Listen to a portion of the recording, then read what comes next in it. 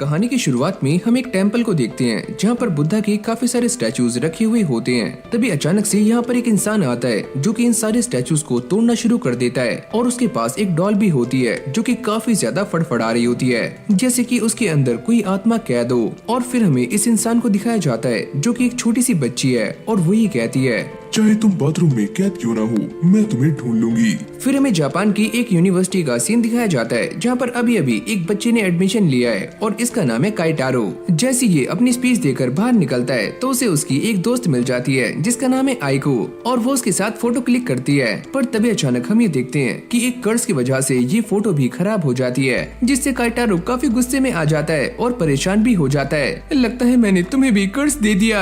आइको उससे कहती है, इसमें तुम्हारी कोई भी गलती नहीं है, मैंने ही तुमसे फोटो खिंचवाने के लिए कहा था। अब काइटारो ये बताता है कि जब भी कोई मेरे साथ फोटो खिंचवाता है तो उसके साथ ऐसा ही होता है। जिसके बाद हमें काइटारो के बारे में बताया जाता है कि उसके एक हाथ में हमेशा ही एक ग्लव होता है और जब वो हाई स्कूल में था तब एक आत्मा ने उसे एक कर्ज दे दिया था और इसलिए वो अपने एक हाथ में ग्लव पहनकर रखता है। साथ में हमें ये बताया जाता है कि सारी की सारी आत्माएं काइटारो की तरफ खुद ही खींची चली आती हैं। इसकी वजह से ही इसकी फ्रेंड को भी कर्ज हो जाता है, जिसके बाद ये 2 सालों तक अपने रूम में रहता है। फिर आइको और उसकी फैमिली उसे बाहर जाने के लिए मोटिवेट करती हैं और ये दोबारा से नॉर्मल लाइफ जीने के लिए रेडी हो जाता है। इस तरफ आइको ने उसके लिए एक जॉब ढूंढ ली होती है और वो उसे ये सारा कुछ बताकर यहाँ से निकल जाती है। जिसके बाद वो उस जगह पर आ जाता है जहाँ पर उसे आइको ने बताया था और ये एक प्राइवेट कोचिंग सेंटर होता है। यहाँ पर एक बंदा काइटारो से ये कहता है कि तुम्हें एक बच्ची को ट्यूशन देना है जिसका नाम है याओई। काइटारो की इस बात से काफी ज्यादा फट रही होती है क्योंकि उसने आज से पहले काफी लंबे टाइम तक किसी से भी बात नहीं की है। अब अगली सीन में हमें दोबारा से उसी बच्ची को दिखाया जाता है जो कि एक कैंडल लेकर एक रूम में जा रही होती है जहाँ पर काफी सारी कर्स वाली डॉल्स हैं। बाहर आओ, बाहर आओ। अब अगली सुबह वो उस बच्ची को ट्यूशन देने के लिए उसके घर आ जाता है, पर वो ये देखता है कि ये वाला घर उसकी दोस्त का है, यानी कि आइको का। और जैसे वो बेल बजाता है तभी अचानक से आइको बाहर आ जाती है और वो ये पूछती है, क्या तुम्हें कोई काम है? और काइटारो ये बताता है कि वो यहाँ पर एक छोटी सी बच्ची को ट्यूशन देने के लिए आया है और आइको ये सुनते ही काफी खुश हो जाती है। अब आइको उसे ये बताती है कि याओई उसकी ही कजन है। अब जैसे ये दोनों अंदर जाते हैं तो काइटारो उसे देखकर काफी शॉक्ड हो जाता है और वो कहता है, अबे ओए ये कौन है और तुम किसके साथ रह रही हो? याओई उसके हाथ की तरफ इशारा करती है और वो ये कहती है, तुम्हारे हाथ में एक काफी भयानक आत्मा है। काइटारो ये सुनते ही काफी शॉक्ड हो जाता है और उसे ये पता लगता है कि याओई भी उसकी तरह ही आत्माओं को देख सकती है। काइटारो ये देखता है कि उसके हाथ में जो डॉल है उसके अंदर एक आत्मा है और वो उससे कहता है कि तुम इसे छोड़ दो। लेकिन तभी अचानक से याओई उस डॉल की गर्दन को दबाना शुरू कर देती है कि प्लीज तुम इसे माफ कर दो, इसने तुम्हें डरा दिया। ये सारा कुछ देखते ही काइटारो की ऑलरेडी ही काफी ज्यादा फट जाती है, लेकिन अब वो उस बात को याद करता है कि कैसे आइको ने उसकी हेल्प की थी जिससे वो दोबारा से एक नॉर्मल लाइफ जी पा रहा है। और अब वो याओई से ये कहता है कि मैं तुम्हें पढ़ाने के लिए रेडी हूँ और आज से मैं तुम्हारा ट्यूटर हूँ। अब अगली सीन में ये दोनों उसे बैठाकर गाड़ी में कहीं लेकर जा रहे होते हैं और वो ये कहते हैं कि अब तुम आ चुकी हो तो तुम भूत को काफी आराम से भगा सकते हो। पर काइटारो काफी गुस्से में ये कहता है, अरे ओए मुझे भूत भगाना नहीं आता, मैं कोई बंगाली बाबा थोड़ी हूँ। जिसके बाद ये एक टेलीफोन बूथ के सामने आ जाते हैं और आइको ये बताती है कि ये वाला टेलीफोन बूथ एकदम कर्स है और यहाँ पर काफी सारे लोगों ने एक लड़की को जान से मार दिया था जो कि अपने आशिकों से काफी महंगे महंगे गिफ्ट लिया करती थी और उन्होंने ही उसे यहाँ पर जान से मार दिया और तभी से ये टेलीफोन बूथ कर्स्ड है। आइको ये बताती है कि जो भी इसके अंदर जाने का ट्राई करता है या इस फोन पर बात करता है तो वो लड़की उसे जान से मार देती है। काइटारो की ये सारा कुछ सुनते ही काफी ज्यादा फट जाती है, पर तभी अचानक वो ये देखता है कि याओई इस टेलीफोन बूथ के अंदर चली जाती है और काइटारो उसे बाहर निकालता है, क्या तुम ठीक हो? पर मुझे तो यहाँ पर कोई भी भूत दिखाई नहीं दे रहा है। पर काइटारो अब भी उस भूत को सेंस कर पा रहा होता है जैसे कि वो आस पास ही हो। अब वो इसके अंदर जाकर एक कॉल लगाने का ट्राई करता है जिसके अंदर से उसे काफी अजीब सी आवाजें आ रही होती हैं। जल्दी करो, जल्दी करो। और तभी अचानक से ये पूरा का पूरा टेलीफोन बूथ खून से भरना शुरू हो जाता है। याओई काइटारो को बाहर निकालती है और इस टेलीफोन बूथ में अपनी डॉल को डाल देती है और ये भूत इस डॉल को काफी गंदी तरह से फाड़ देता है। जैसे ही काइटारो और आइको इसे देखते हैं तो उनकी बुरी तरह से फट जाती है और वो सारे यहाँ से भाग जाते हैं। अब अगली सीन में ये सारे दोबारा से घर पर आ जाते हैं जहाँ पर काइटारो याओई को पढ़ा रहा होता है और वो उससे ये पूछता है, क्या तुम सच में आत्माओं को देख सकती हो? और वो ये कहती है कि मैं उन्हें देख भी सकती हूँ और साथ में पकड़ भी सकती हूँ। आइको काइटारो को ये समझाती है कि कुछ साल पहले याओई के माता पिता की डेथ हो गई थी और तभी से वो उसके साथ रहती है और उसे भूतिया जगहों पर जाना इसलिए पसंद है ताकि वो दोबारा से अपनी मॉम और डैड की आत्मा को ढूंढ पाए। फिर हमें याओई का एक पास्ट दिखाया जाता है जहाँ पर वो अपने मॉम और डैड के साथ काफी मस्ती करते हुए जा रही होती है, पर तभी अचानक से उन सभी का एक्सीडेंट हो जाता है, पर याओई इसमें बच जाती है। अब उसका IQ पहले के मुकाबले काफी तेज हो चुका था, जिससे वो इंसानों के साथ साथ भूतों को भी देख पाती थी और वो ये देखती है कि एक बुरी आत्मा उसकी माँ की आत्मा को लेकर अपने साथ चली गई है, जिसके बाद से उसे अपने डैड की आत्मा तो दिखाई देती है पर कभी भी अपनी माँ की आत्मा दिखाई नहीं दी। आइको काइटारो को यही सारी बातें बता रही होती है कि यही वो रीजन है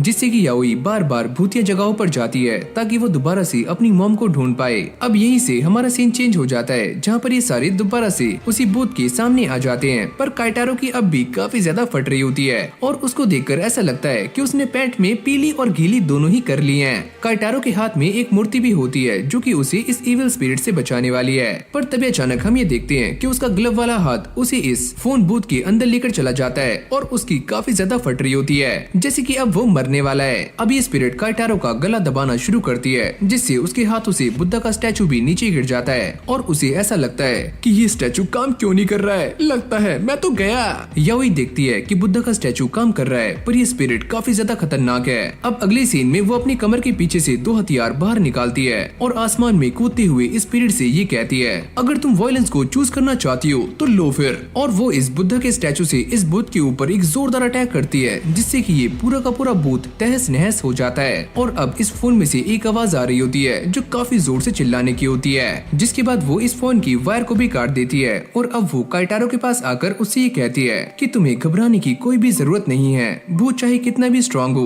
पर मैं तुम्हारे साथ हूँ और मैं हमेशा ही तुम्हारी हेल्प करूंगी। अब जैसे ये सारे घर जा रहे होते हैं तो काइटारो को दोबारा से उसी स्पिरिट का एहसास होता है क्योंकि अभी वो फोन याओई के पास में है। घर आने के बाद काइटारो काफी ज्यादा परेशान होता है और उसे समझ नहीं आता कि उसके साथ क्या हुआ है और तभी आइको उसे ये बताती है कि जब तुम फोन पर बात कर रहे थे तो तुमने काफी इविल स्माइल की। क्या सच में मैंने ऐसा किया?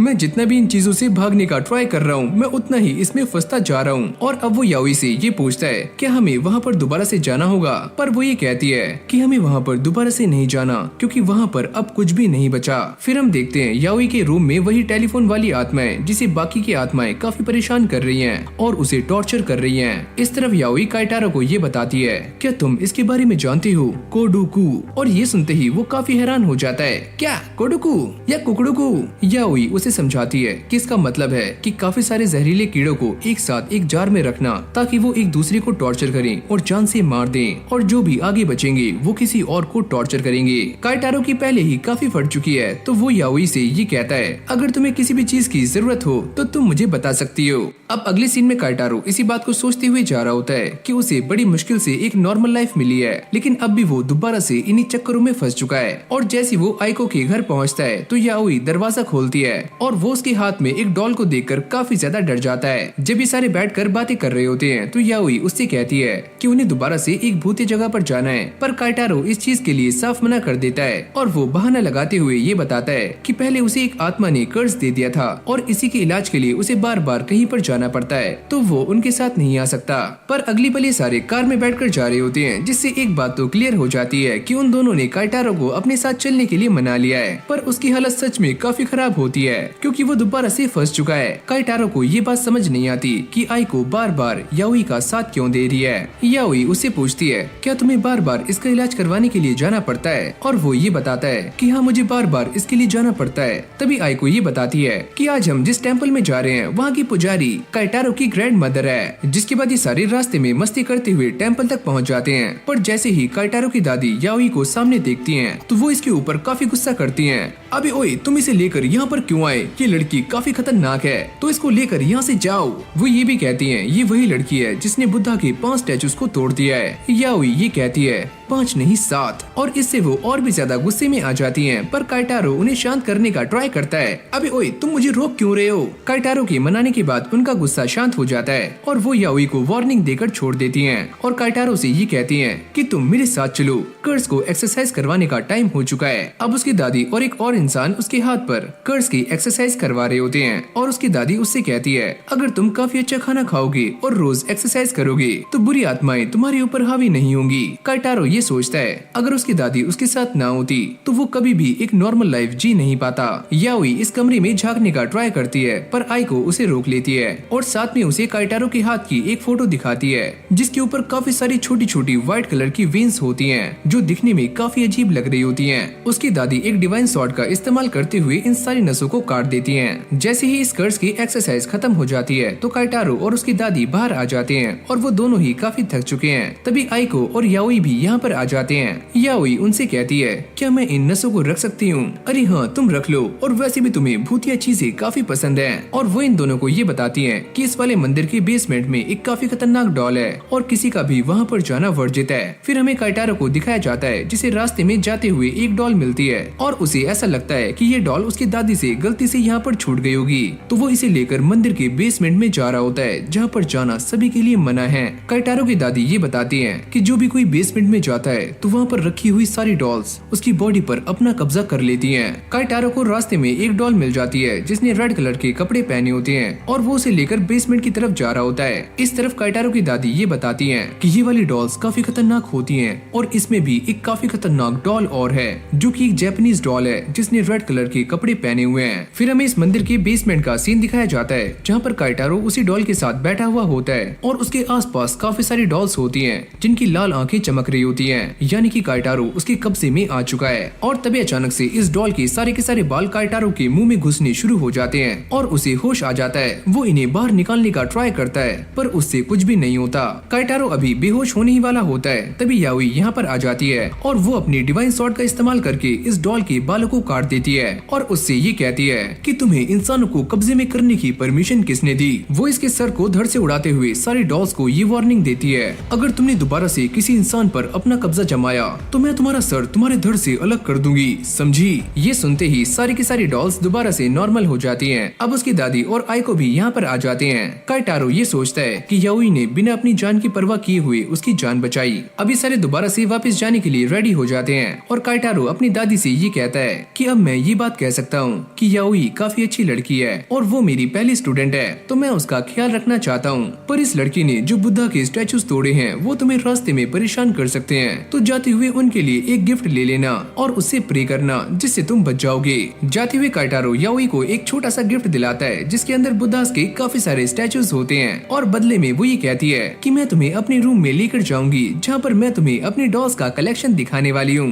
अब अगली सीन में वो उसे लेकर अपने रूम में आ जाती है और जैसे काइटारो अंदर जाता है तो वो ये देखकर काफी शॉक्ड हो जाता है और वो ये कहता है क्या ये वही है जो मैं सोच रहा हूँ? अरे हाँ ये वही है। जिसके बाद याओई ये बताती है कि उसने अपने रूम में एक से बढ़कर एक बुरी आत्माओं को कैद किया हुआ है। अब वो आगे जाकर उस डॉल को सामने रख देती है और उसके सर को काइटारो की कटी हुई नसों से जोड़ देती है। काइटारो ये सारा कुछ देख रहा होता है और उसकी फटकर 4 और 8 हो जाती है। याओई जैसे ही उस डॉल को टच करती है तो उसकी आंखों से ब्लड आना शुरू हो जाता है। काइटारो ये सोचता है कि मैंने तो ये सोचा था कि मैं इसका ध्यान रखूंगा, पर जैसे जैसे मैं इसके करीब जाता जा रहा हूँ मैं अपनी नॉर्मल लाइफ से काफी दूर होता जा रहा हूँ। लगता है मैं बुरी तरह से फंस चुका हूँ। आइको जैसे ही पीछे से आकर काइटारो के कंधे पर हाथ रखती है तो उसकी और भी ज्यादा फट जाती है। इसकी भैंस की टैट कोने बे। अब आइको उसे सारा कुछ समझाती है कि जब से याओई यहाँ पर आई है तब से यहाँ पर कोई भी गड़बड़ नहीं हुई है, तो तुम भी शांत हो सकते हो। लगता है ये आत्माओं को देख नहीं सकती और इसलिए ये ऐसी बकवास कर रही है। और तभी याओई कमरे से बाहर आ जाती है और वो ये कहती है कि मैं तुम सभी को कुछ भी नहीं होने दूंगी और साथ में काइटारो तुम्हें भी,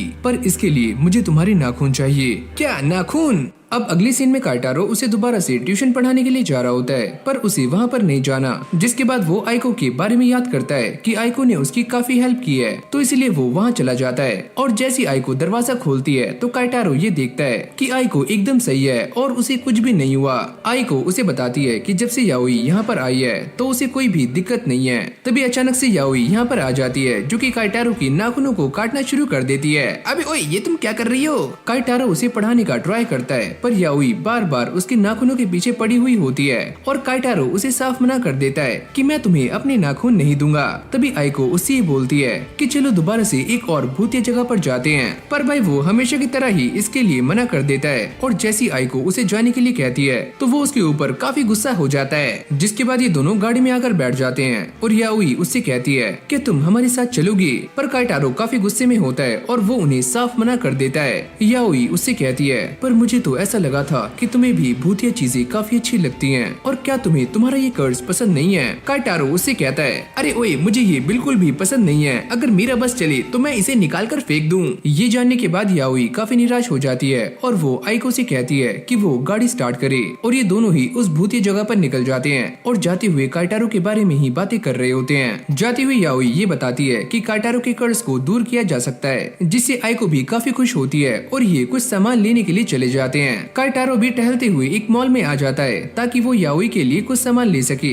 जिससे उसकी स्टडी में हेल्प हो। याओई जाते हुए आइको को ये बताती है कि वो दोनों एक ऐसी डिवाइन सिटी में जा रहे हैं जहाँ पर एक टेम्पल है और वहाँ पर उन बच्चों को दफनाया जाता है जो कि पैदा होने से पहले ही मारे जाते हैं, और उस जगह पर बुद्धा के काफी सारे स्टैचूज हैं जो कि माँ और बच्चे को दर्शाते हैं। याओई ये बताती है कि वहाँ पर एक देवी की आत्मा है जो काफी बुरी बन चुकी है। जब वो रास्ते में जा रहे होते हैं तो उन्हें जाते हुए काफी सारे भूत भी दिखाई देते हैं, जिसके बाद ये दोनों मंदिर के सामने आ जाते हैं और याओई अंदर जाने के लिए रेडी हो जाती है और वो आइको से ये कहती है अगर वो 1 घंटे तक वापस नहीं आई तो आइको किसी को मदद के लिए यहाँ पर लेकर आए। याओई अब इस टेम्पल के बिल्कुल सामने खड़ी होती है और वो ये सोचती है कि मैंने रास्ते में आते हुए काफी सारी आत्माएं देखी थी, पर यहाँ पर मुझे बस एक ही नजर आ रही है, इसका मतलब बाकी की यहीं पर छुपी हुई हैं। इस टेम्पल में जाते हुए उसे रास्ते में काफी सारे बुद्धा के स्टैचूज मिलते हैं और वो अंदर जा रही होती है, पर ये जगह काफी सुनसान है और यहाँ पर काफी सारी आत्माएं हो सकती हैं। जिसके बाद हमें ये बताया जाता है कि इस जगह पर काफी सारे बच्चों की आत्माएं हैं जिन्हें अभी तक मुक्ति नहीं मिली है, और वही सारी आत्माएं एक काफी इविल आत्मा में कन्वर्ट हो चुकी हैं। यहाँ तक कि इस जगह पर काफी सारी छोटी छोटी आत्माएं भी हैं। तभी याओई नोटिस करती है कि उसके सामने वही देवी की आत्माएं और उसके आसपास काफी सारे बच्चों की भी आत्माएं हैं। अब याओई उससे कहती है कि काइटारो मैं तुम्हें सही करने के लिए आज इस देवी का शिकार करूंगी, लेकिन तभी ये आत्मा उसके ऊपर अटैक कर देती है और उसके पीछे बुद्धा का एक स्टैचू आ जाता है। ये सारे के सारे बच्चे इस स्टैचू को याओई के ऊपर गिरा देते हैं। इस तरफ आइको याओई का इंतजार कर रही है और याओई इन सारे स्पिरिट्स से बचकर जंगल में आ जाती है क्योंकि ये सारे स्पिरिट्स काफी खतरनाक हैं। लेकिन याओई पहले ही इंजर्ड हो चुकी है, जिसके बाद वो पेपर डॉल्स को बाहर निकालती है और उसके ऊपर अपने बालों को बांध देती है। फिर हमें ये बताया जाता है कि जब भी ऐसा किया जाता है तो सामने वाली पेपर डॉल्स आपकी डुप्लीकेट बन जाती हैं, यानी कि आपके इशारों पर काम करती हैं। तभी अचानक से एक बच्चे की आत्मा यहाँ पर आ जाती है और याओई उससे कहती है तुम एकदम सही टाइम पर आए हो, मैं बस तुम्हारा ही इंतजार कर रही थी। अब 1 घंटे से काफी ऊपर टाइम हो चुका है तो आइको हेल्प लेने के लिए काइटारो के पास आ जाती है, लेकिन वो उसके साथ जाने से साफ इनकार कर देता है। लेकिन जैसी आइको उसे बताती है कि याओई ये सारा कुछ उसी के लिए कर रही है तो काइटारो उसके साथ जाने के लिए मान जाता है। इस तरफ याओई उस देवी के भूत से भागने का ट्राई कर रही होती है, लेकिन वो भागते भागते नीचे गिर जाती है। अब जैसे ये भूत उसके ऊपर अटैक करने वाला होता है तभी याओई उस पेपर डॉल को सामने कर देती है। अब इस भूत को ऐसा लगता है कि ये वाली पेपर डॉल एक बच्चा है तो इसलिए वो पीछे हट जाती है और इसी मौके का फायदा उठाकर याओई यहाँ से भाग जाती है और वो सारी की सारी आत्माओं को अपनी पेपर डॉल से चकमा दे देती है और खुद घर में आ जाती है। काइटारो भी उसे बचाने के लिए मंदिर में आ जाता है, लेकिन उसकी खुद की काफी फट रही होती है, लेकिन फिर भी वो हिम्मत करके अंदर जाता है। काइटारो उसे बार बार आवाजें लगा रहा होता है और जैसे याओई उसे देखती है तो वो ये देखकर काफी शॉक्ड हो जाती है कि काइटारो के पीछे काफी सारी आत्माएं हैं। तो वो जल्दी से इस मूर्ति की एक उंगली तोड़ देती है और कूद कर काइटारो की गोद में आ जाती है और काइटारो फटाक से उसे लेकर यहाँ से भाग जाता है। लेकिन यहाँ से जाते हुए आइको की गाड़ी पर एक छोटा सा स्क्रैच आ जाता है। काइटारो जो एक काफी अच्छा इंसान है तो उसे ही ये सारा खर्चा पे करना पड़ता है। शाम में काइटारो याओई को अपनी पीठ पर लेकर जा रहा होता है और वो उसे थैंक्स करता है कि याओई ने उसके लिए काफी कुछ किया है, और उसे भी अपने मॉम और डैड की याद आ जाती है जिससे वो रोना शुरू कर देती है। और बाद में वो ये कहती है अगर किसी ने भी मेरे दोस्तों पर उंगली उठाई तो मैं उन्हें छोड़ने वाली नहीं हूँ। और वो काइटारो से ये कहती है कि वो उसका एक काफी अच्छा दोस्त है और वो उसे घर चलकर सारा कुछ बताने वाली है। अगली सीन में ये सारे घर आ जाते हैं जहाँ पर काइटारो याओई को लेकर उसके कमरे में जा रहा होता है और याओई उसे बताती है कि अगर हम ह्यूमंस डॉल में इंसानों की कोई चीज डाल दें तो इंसानों के ऊपर होने वाली सारी मुसीबतें उस डॉल के ऊपर आती हैं। याओई जैसे ही अपने कमरे का दरवाजा खोलती है तो यहाँ पर काफी सारी डॉल्स ऐसी होती हैं जो कि बुरी तरह से टूटी हुई हैं। यहाँ तक कि वो ये भी कहती है कि उसके ऊपर जो भी हमले होते हैं वो सारे के सारे हमले यहाँ पर रखी हुई डॉल्स के ऊपर आते हैं और यहाँ पर जो भी डॉल्स हैं उसके अंदर याओई का कोई न कोई पार्ट है, जैसे कि बाल और नाखून। और लास्ट में वो ये कहती है कि ऐसा करके ही उसने सभी को प्रोटेक्ट किया हुआ है। ये सुनते ही काइटारो काफी शॉक्ड हो जाता है कि सच में ये बच्ची काफी दूर की सोचती है। याओई यहाँ पर रखी हुई सारी डॉल्स को ये बताती है कि आज जो कुछ भी हुआ वो सारा कुछ इस फिंगर ने किया है और इसके अंदर मेरा कोई भी पार्ट नहीं है, तो तुम जो चाहे इसके साथ कर सकती हो। और यहाँ पर रखी हुई सारी डॉल्स काफी गुस्से में होती हैं क्योंकि उन्हें काफी नुकसान पहुँचा है। ये सारी आत्माएं इस उंगली वाली आत्मा को मारना शुरू कर देती हैं और उसे काफी बुरी तरह से टॉर्चर कर रही होती हैं और वो याओई से माफी मांग रही होती है कि प्लीज मुझे बचा लो।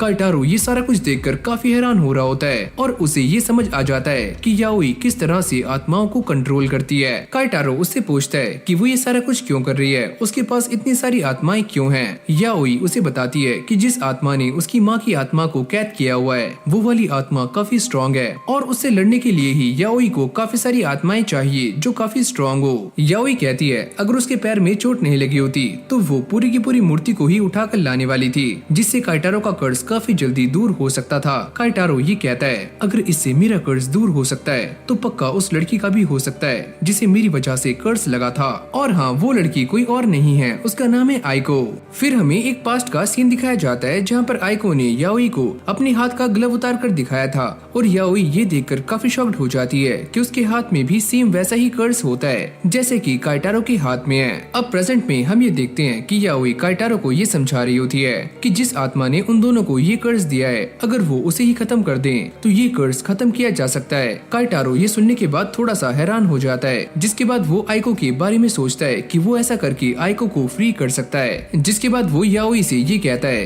कि मुझे इसके लिए थोड़ा टाइम चाहिए। याओई उसे समझाने का काफी ट्राई करती है कि वो ऐसा करके उन दोनों की लाइफ को दोबारा से नॉर्मल कर सकता है। जिसके बाद काइटारो दोबारा से आइको के बारे में सोचना शुरू करता है कि उसने उसकी लाइफ को नॉर्मल करने में काफी हेल्प की है और साथ ही में वो ये भी सोच रहा होता है क्या उसे दोबारा से इन्हीं चीजों में पढ़ना चाहिए जिससे वो हमेशा ही भागता रहा है। फिर हमें सुबह का सीन दिखाया जाता है जहाँ पर आइको कॉलेज जाने के लिए रेडी हो रही होती है, पर उसे समझ नहीं आता कि उसे क्या पहनना है। काइटारो उससे कहता है अरे ओए जो भी पहन रही हो जल्दी पहनो, हम लेट हो रहे हैं। अरे हाँ हाँ बड़े आए लेट होने वाले, और वैसे भी मैं कार से जा सकती हूँ। जिसके बाद ये सारे कॉलेज के लिए निकल जाते हैं और जैसी आइको कॉलेज पहुँचती है तो काफी सारे बच्चे उसे घेर लेते हैं और उसे अलग अलग चीजों में ज्वाइन करने के लिए कहते हैं, जैसे कि कंप्यूटर लैब और साइंस लैब। जिसके बाद काफी सारी लड़कियां आइको को घेर लेती हैं। काइटारो जैसे ही ये देखता है तो वो ये सोचता है कि आइको की सोशल लाइफ काफी अच्छी है पर फिर भी वो मेरे साथ है। काइटारो अपने आप को अब भी उसी बात के लिए कोस रहा होता है कि उसी की वजह से ही आइको को कर्ज लगा है। और तब अचानक से आइको उसके सामने आ जाती है और वो ये कहती है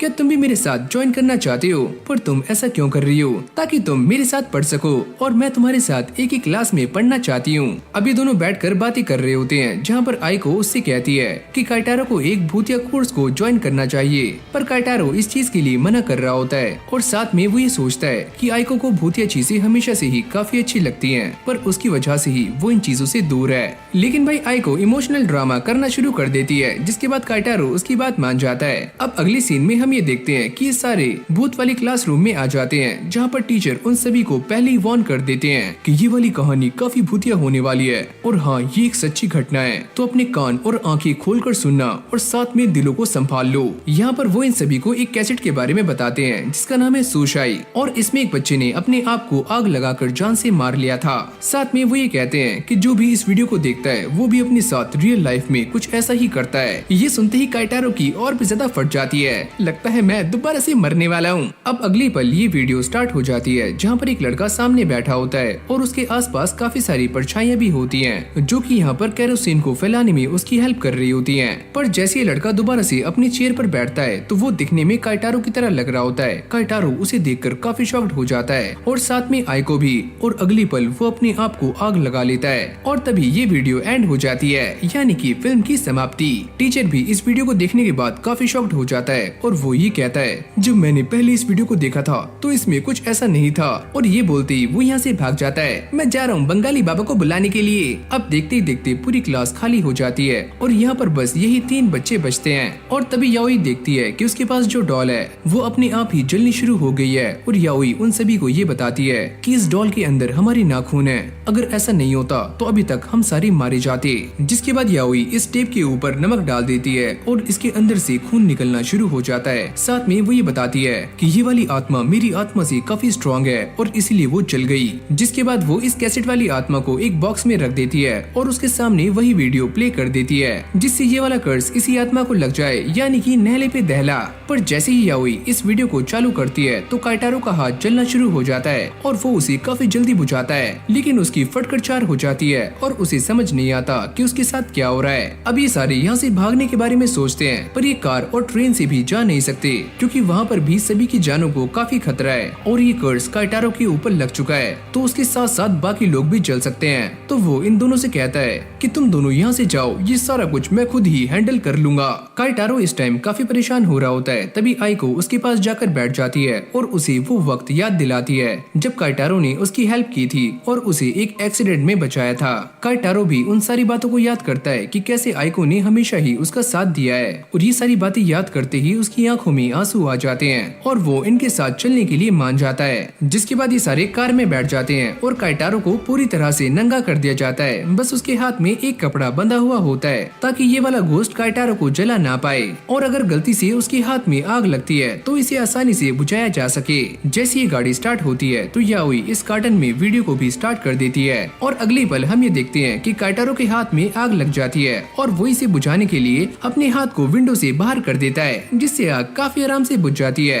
लेकिन अगले पल ये कार्टन बॉक्स काफी जोर से हिलना शुरू हो जाता है और उसके हाथ में दोबारा से आग लग जाती है। अबे ओए ये क्या हो रहा है? अब ये आग बार बार काफी तेज हो रही होती है और याओई ये समझ जाती है कि ये वाला भूत अपनी पूरी ताकत का इस्तेमाल कर रहा है। जैसे ही लाइट ग्रीन होती है तो आइको कार को काफी तेजी से भगाती है, जिससे फाइनली काइटारो के हाथ में लगी हुई आग बुझ जाती है और ये कार्टन बॉक्स भी हिलना बंद हो जाता है। याओई को ऐसा लगता है कि ये वाली आत्मा हार चुकी है और याओई इसे ले जाकर अपने कमरे में रख देती है और जैसे ये सारे काइटारो के हाथ का इलाज करवाकर वापस आ रहे होते हैं तो आइको उसे सारा कुछ एक्सप्लेन करती है कि आखिरकार उस इंसान के साथ क्या हुआ था और वो ये बताती है कि सारे लोग उसे काफी ज्यादा परेशान किया करते थे और बाद में उन लोगों ने उसकी फैमिली को भी परेशान करना शुरू कर दिया और इससे तंग आकर उस इंसान ने अपने आप को आग लगा ली। आइको ये कहती है कि ऐसा होने के बाद उस इंसान की आत्मा ने उन सारे लोगों को भी जान से मार दिया और ऐसे ये कर्स एक के बाद एक आगे बढ़ता जा रहा था और फिर हमें याओई का एक पास्ट दिखाया जाता है जहाँ पर उसके पास वही घास वाली डॉल होती है और वो ये कहती है कि तुमने काइटारो को नुकसान पहुँचाया है तो इसकी सजा तुम्हें मिलकर रहेगी। ऐसी बात करते करते ये दोनों भी अपने घर आ जाते हैं और आइको भी अपनी अलमारी में घुस जाती है जहाँ पर उसने काइटारो की काफी सारी पिक्चर्स लगाई हुई होती हैं और फिर हमें ये पता लगता है कि आइको एक साइको है जो कि काइटारो से काफी ज्यादा प्यार करती है। वो अपने आप को बार बार मुसीबत में इसलिए डालती है ताकि काइटारो उसकी हेल्प करे और वो उसके और भी ज्यादा करीब आ जाए। जिसके बाद काइटारो अपने स्कूल के दोस्तों से मिलने के लिए उनके पास आ जाता है और वो ये सारा कुछ इसलिए कर रहा है ताकि वो अपने आप को भूतों से दूर रख पाए और साथ में लोगों से ज्यादा कनेक्ट भी कर पाए। फिर हमें एक फ्लैशबैक दिखाया जाता है जहाँ पर आइको ने उसके लिए काफी सारा सामान खरीदा होता है ताकि काइटारो सभी के साथ काफी अच्छे से घुल मिल पाए और वो देखने में एकदम सोना मुंडा लगे। कहानी दोबारा से प्रेजेंट में आती है जहाँ पर काइटारो की इस बात से काफी ज्यादा फट रही होती है कि वो इन सारे लोगों से बातें कैसे करे। तभी अचानक से यहाँ पर एक बंदा आता है जो कि इस क्लब का हेड है और इसका नाम है नागायामा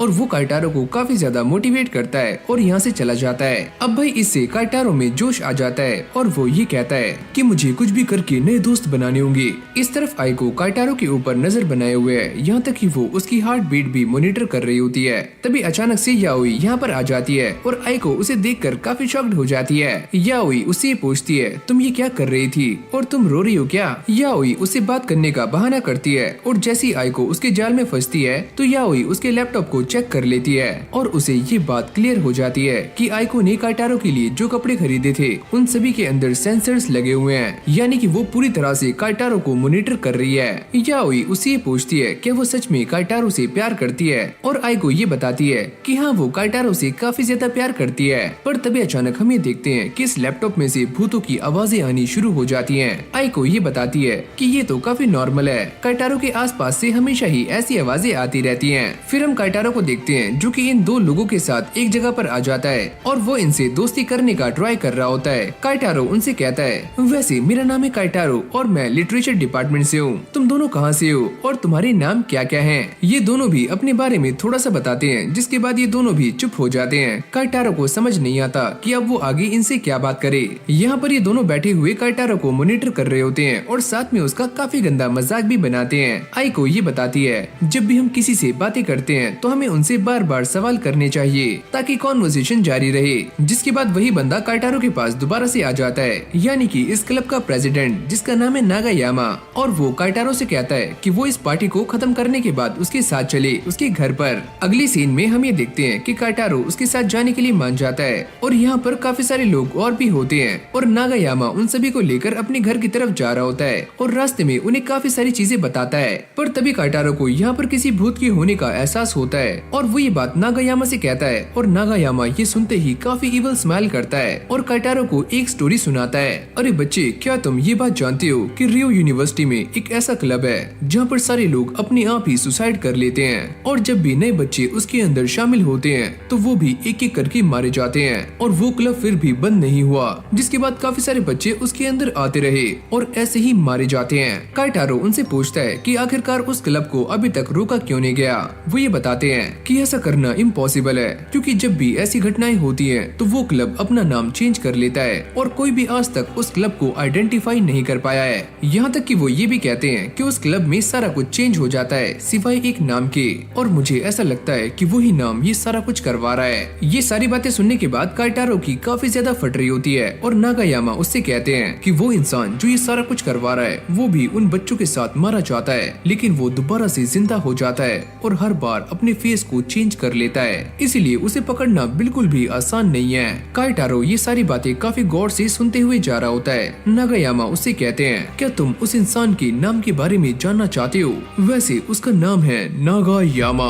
अगली पल काइटारो बेहोश हो जाता है क्योंकि नागायामा ने उसके पानी में एक दवाई मिलाई हुई थी। इस तरफ याओई और आइको भी ये सारा कुछ देख रहे होते हैं। याओई आइको से कहती है कि इससे पहले ज्यादा देर हो जाए हमें काइटारो की हेल्प करनी होगी। अब ये दोनों भी उसकी हेल्प करने के लिए निकल जाते हैं और जैसे ही काइटारो की आंखें खुलती हैं वो ये देखता है कि उसके गले में फांसी का फंदा लगा हुआ है, यहाँ तक कि उसका मुंह भी बंद है और उसके आसपास काफी सारे लोग हैं जिनके गलों में भी फांसी के फंदे हैं। ये दोनों भी काइटारो को बचाने के लिए फुर्ती से जा रहे होते हैं। याओई ये चेक करती है कि टी डिपार्टमेंट कहाँ पर है, पर वो ये देखकर काफी शॉक्ड हो जाती है कि इस जगह पर पहले ही 133 लोग मारे जा चुके हैं। पर याओई को ये बात समझ नहीं आती कि वहाँ पर एक आत्मा है जो कि काफी सारे बच्चों को जान से मार रही है, पर वो आत्मा टी डिपार्टमेंट में ही क्यों है। अब आइको उसे सारा कुछ एक्सप्लेन करती है कि टी डिपार्टमेंट रियो यूनिवर्सिटी से काफी पास में है और वहाँ पर हर साल नए बच्चे आते हैं तो वो आत्मा ज्यादा बच्चों को जान से मार पाती है और उस आत्मा का नाम है नागायामा। कुछ टाइम के बाद ये दोनों भी वहाँ पहुँच जाते हैं, पर जैसे ये दोनों अंदर जाते हैं तो उनके सामने नागायामा खड़ा होता है जिसने काइटारो को फांसी के फंदे पर लटकाया होता है और वो याओई को हाथ से उठा लेता है। पर तभी याओई उसके मुंह में वाइन की बोतल घुसा देती है जिससे नागायामा को काफी गुस्सा आ जाता है। अब वो इन सभी को जलाने का ट्राई करता है पर याओई उसके लाइटर को दूर फेंक देती है और याओई उससे कहती है कि तुम्हारे अंदर से भूत दूर हो चुका है पर अब भी तुम इन सभी को जान से मारना चाहती हो, तो ऐसा क्यों? अगली पल वो इस बंदे के ऊपर वाइन की बोतल से अटैक करती है जिससे ये बंदा एक ही बार में बेहोश हो जाता है। फिर हमें इस बंदे के बारे में बताया जाता है जिसका असली नाम है माकीडा और इसका नाम नागायामा नहीं है। नागायामा उस आत्मा का नाम है जो कुछ टाइम पहले इसके अंदर थी पर अब वो बाहर आ चुकी है। याओई इस बंदे को बांध देती है और वो ये कहती है कि तुम्हें ये हक किसने दिया कि तुम इन सारे लोगों को जान से मार दो। जिसके बाद ये सारे के सारे लोगों को नीचे उतार देते हैं और यहाँ से भागने का ट्राई करते हैं इससे पहले यहाँ पर पुलिस आ जाए। पर काइटारो को ये बात समझ नहीं आती कि वो भूत सभी को मारने के लिए फांसी के फंदे का ही इस्तेमाल क्यों कर रहा था। अब ये आत्मा दोबारा से इस बंदे की बॉडी में आ जाती है और खुद को जान से मार लेती है। इस तरफ काइटारो को दोबारा से भूत के होने का एहसास होता है जैसे कि उसके आसपास एक काफी खतरनाक भूत हो। अब याओई उसे ये बताती है कि वो इंसान मारा जा चुका है जिससे उसकी आत्मा को नागायामा की आत्मा ने खा लिया है और इससे ही वो स्ट्रॉन्ग होती जा रही है। जिसके बाद याओई काइटारो के मन का शक दूर करती है कि वो आत्मा सभी को मारने के लिए फांसी के फंदे का ही इस्तेमाल क्यों कर रही थी, कि ऐसा करने से मरने वाले इंसान की आत्मा और नागायामा की आत्मा दोनों ही एक लेवल पर आ जाती हैं, जिससे उस आत्मा को खाना काफी आसान हो जाता है। फिर हम याओई के हाथ में एक छोटी सी डॉल को देखते हैं जिसमें उसने नागायामा की आत्मा को कैद कर लिया है। फिर हमें ये बताया जाता है कि इसी दिन के बाद से यहाँ पर सुसाइड होनी बंद हो गई। जब ये सारे वापस से जा रहे होते हैं तो काइटारो काफी ज्यादा परेशान होता है है और वो ये कहता है कि मैं इस बार भी नए दोस्त बना नहीं पाया और मुझे ऐसा लगता है कि मैं पिछले साल से भी इन चीजों में कुछ ज्यादा ही पढ़ रहा हूँ, जिससे मेरी लाइफ की वाट लग चुकी है। याओई उसे समझाती हुई ये कहती है कि तुम भूतों की तरफ नहीं जाते बल्कि भूत तुम्हारी तरफ अट्रैक्ट होते हैं, तो तुम्हें उनसे फाइट करना सीखना चाहिए। आइको ये कहती है ये हुई ना बात, हाँ वो सब तो सही है पर तुम्हें मेरी लोकेशन के बारे में पता कैसे लगा। याओई उससे कहती है क्या तुम नहीं जानते कि लड़कियों में 6 सेंसेस होते हैं और उसी से हमने पता लगा लिया। जिसके बाद ये सारे कैंपिंग करने के लिए बाहर आ जाते हैं और काइटारो को ऐसा लगता है कि ये दोनों उसे यहाँ पर इसीलिए लेकर आए हैं ताकि वो पुराने इंसिडेंट को भूल पाए। आइको से कहती है कि याओई काफी लंबे टाइम से उसके साथ है पर कभी भी याओई ने उसे बाहर जाने के लिए फोर्स नहीं किया, पर अब तुम आ चुके हो तो हम सारे बाहर जा सकते हैं। और अभी दोनों मिलकर काइटारो का मजाक बना रहे होते हैं और उसे छेड़ना शुरू करते हैं। जिसके बाद काइटारो और याओई फिश पकड़ने के लिए आ जाते हैं पर उन दोनों के हाथों में कोई भी फिश नहीं लगती। याओई उससे पूछती है क्या तुम अब मेरे साथ देने के लिए तैयार हो भूत पकड़ने के लिए। काइटारो उससे कहता है कि मैंने अभी इस बारे में सोचा नहीं है, लेकिन तुम्हें किस बात में दिक्कतें आ रही हैं, क्या तुम मुझे बता सकते हो। काइटारो उससे कहता है अगर भूत पकड़ते हुए मेरा ये कर्स मेरी पूरी बॉडी में फैल गया या फिर तुम्हें और आइको को कुछ हो गया तो क्या होगा। और उसे याओई की काफी चिंता हो रही होती है, पर याओई उससे कहती है तो चलो फिर एक कंपटीशन करते हैं, जो भी हम दोनों में से ज्यादा मछलियाँ पकड़ेगा उसकी बात मानी जाएगी। अब इनके बीच में कंपटीशन स्टार्ट हो जाता है पर एक भी मछली इन दोनों के हाथ नहीं लगती। इसके बदले में ये मेंढक और काफी सारी और चीजें पकड़ लेते हैं। थक कर ये दोनों दोबारा से कैंप में आ जाते हैं जहाँ पर आइको ने इन सभी के लिए पहले ही खाना बनाया होता है और ये मस्ती से खाना खाकर रात में सो जाते हैं। लेकिन भाई सोई तो बस याओई है और ये दोनों आराम से गप्पे लड़ा रहे होते हैं। आइको से लेकर एक वॉक पर आ जाती है और ये दोनों काफी गहरी बातें कर रहे होते हैं। आइको से कहती है कि वो काफी लंबे टाइम से अपने कर्ज के ऊपर रिसर्च कर रही है ताकि वो और काइटारो इस कर्ज से फ्री हो पाएं। और साथ में वो ये कहती है कि मैं भूतिया जगहों पर इसलिए जाती हूँ ताकि मैं इस कर्ज को दूर कर पाऊँ। ये सुनते ही काइटारो काफी शॉक्ड हो जाता है और अगली पल आइको उसके सामने अपने प्यार का इजहार कर देती है कि मुझे एक और चीज काफी अच्छी लगती है और वो हो तुम। पर अगर मैं किसी ऐसी जगह पर जाना चाहता हूँ जहाँ पर काफी सारे भूत हो, क्या तुम मुझे जाने दोगी। बस मुझे तुम्हारा एक प्रॉमिस चाहिए, अगर तुम कहीं भी जाती हो तो तुम्हें मुझे साथ लेकर जाना होगा। काइटारो ये सोचता है चाहे कुछ भी हो जाए पर मुझे हम दोनों का ये कर्ज दूर करना होगा और इसके लिए वो आइको से प्रॉमिस कर लेता है। जिसके बाद ये दोनों वापस जा रहे होते हैं, लेकिन तभी अचानक आइको को इस पुल के ऊपर एक आत्मा दिखती है जो कि इस पुल से नीचे कूद रही है। आइको उसे देखकर काफी शॉक्ड हो जाती है और डर भी जाती है। वो काइटारो से ये पूछती है क्या तुम्हें भी वहाँ कुछ दिखा, पर काइटारो को वहाँ पर कुछ भी नजर नहीं आता और वो इस चीज के लिए साफ मना कर देता है। जैसे ये दोनों अपने कैंप में आकर सो रहे होते हैं तभी अचानक से वही पुल वाला भूत यहाँ पर आ जाता है और काइटारो बाहर देखता है तो आइको उसी पुल की तरफ जा रही होती है जैसे उसे किसी ने अपने कब्जे में किया हुआ है। काइटारो उसे जाकर पकड़ लेता है और याओई की भी आंख खुल जाती है। अब ये दोनों आइको के पास बैठे होते हैं और याओई ये बताती है कि इसके ऊपर एक ऐसे भूत ने कब्जा कर लिया है जो कि इसे अपने इशारों पर चला रहा है और उसे एक बिना दिमाग वाली डॉल में कैद करना काफी मुश्किल है। काइटारो उसे सारी बातें एक्सप्लेन करता है कि आइको ने उसे उस पुल के बारे में बताया था। जिसके बाद वो उसे लेकर उसी पुल पर आ जाता है और याओई पीछे खड़ी हुई ये सारा कुछ देख रही होती है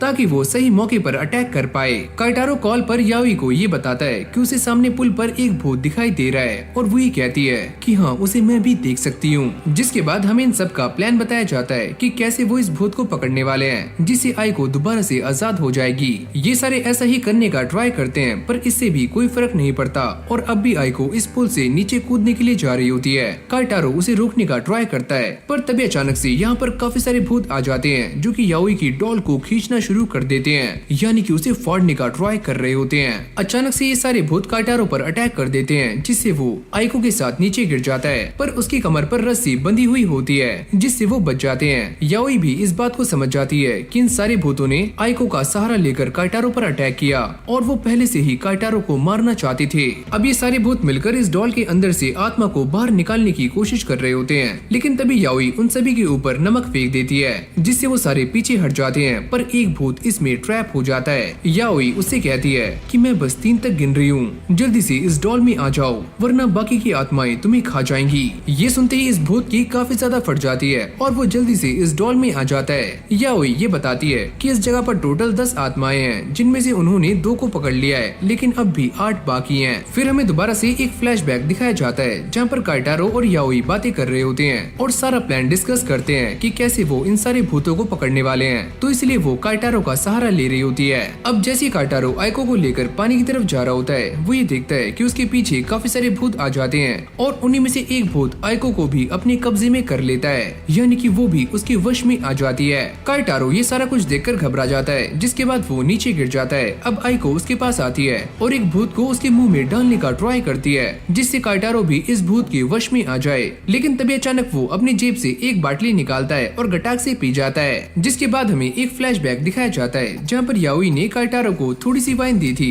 जिसको पीने के बाद वो भूत को आराम से बाहर निकाल सकता है और साथ में वो चावलों से बनी हुई कुछ डॉल्स भी देती हैं। अगर वो इसे पीने के बाद इस डॉल के ऊपर थूकता है तो वो भूत इसके अंदर कैद हो जाएगा और यही इन सब का प्लान होता है। अब ऐसे ये दोनों अपने प्लान को एग्जीक्यूट करते हैं। याओई ने भी काफी सारे भूतों को पकड़ लिया है और वो ये बताती है कि जो भूत उसने टेम्पल में पकड़ा था उसने एक भूत को खा लिया है। जिसके बाद याओई अपने पास से कुछ स्क्रू ड्राइवर्स निकालती है और सीधा इन डॉल्स में घुसा देती है और सामने भूतों को ये वार्न करती है, अगर तुम भी अपनी सलामती चाहते हो तो जल्दी से इन डॉल्स में आ जाओ, वरना तुम्हारे साथ काफी बुरा हो सकता है। ये सुनते ही सारे भूतों की भी फट जाती है और वो जल्दी से इन डॉल्स में आ जाते हैं। याओई उनसे पूछती है कि जल्दी से तुम मुझे बताओ कि तुम में से किसने आइको को अपने कब्जे में किया हुआ है, पर ये भूत कुछ भी नहीं बोलते। जिसके बाद वो एक कटर निकालती है और सीधा एक डॉल में घुसा देती है। अब ये सारे डॉल्स आपस में लड़ना शुरू कर देती हैं ताकि उसका पता लगाया जा सके कि कौन से भूत ने आइको को कब्जे में किया हुआ है। तुम मुझे इसकी बॉडी से बाहर निकालने की काफी कोशिश कर रही हो,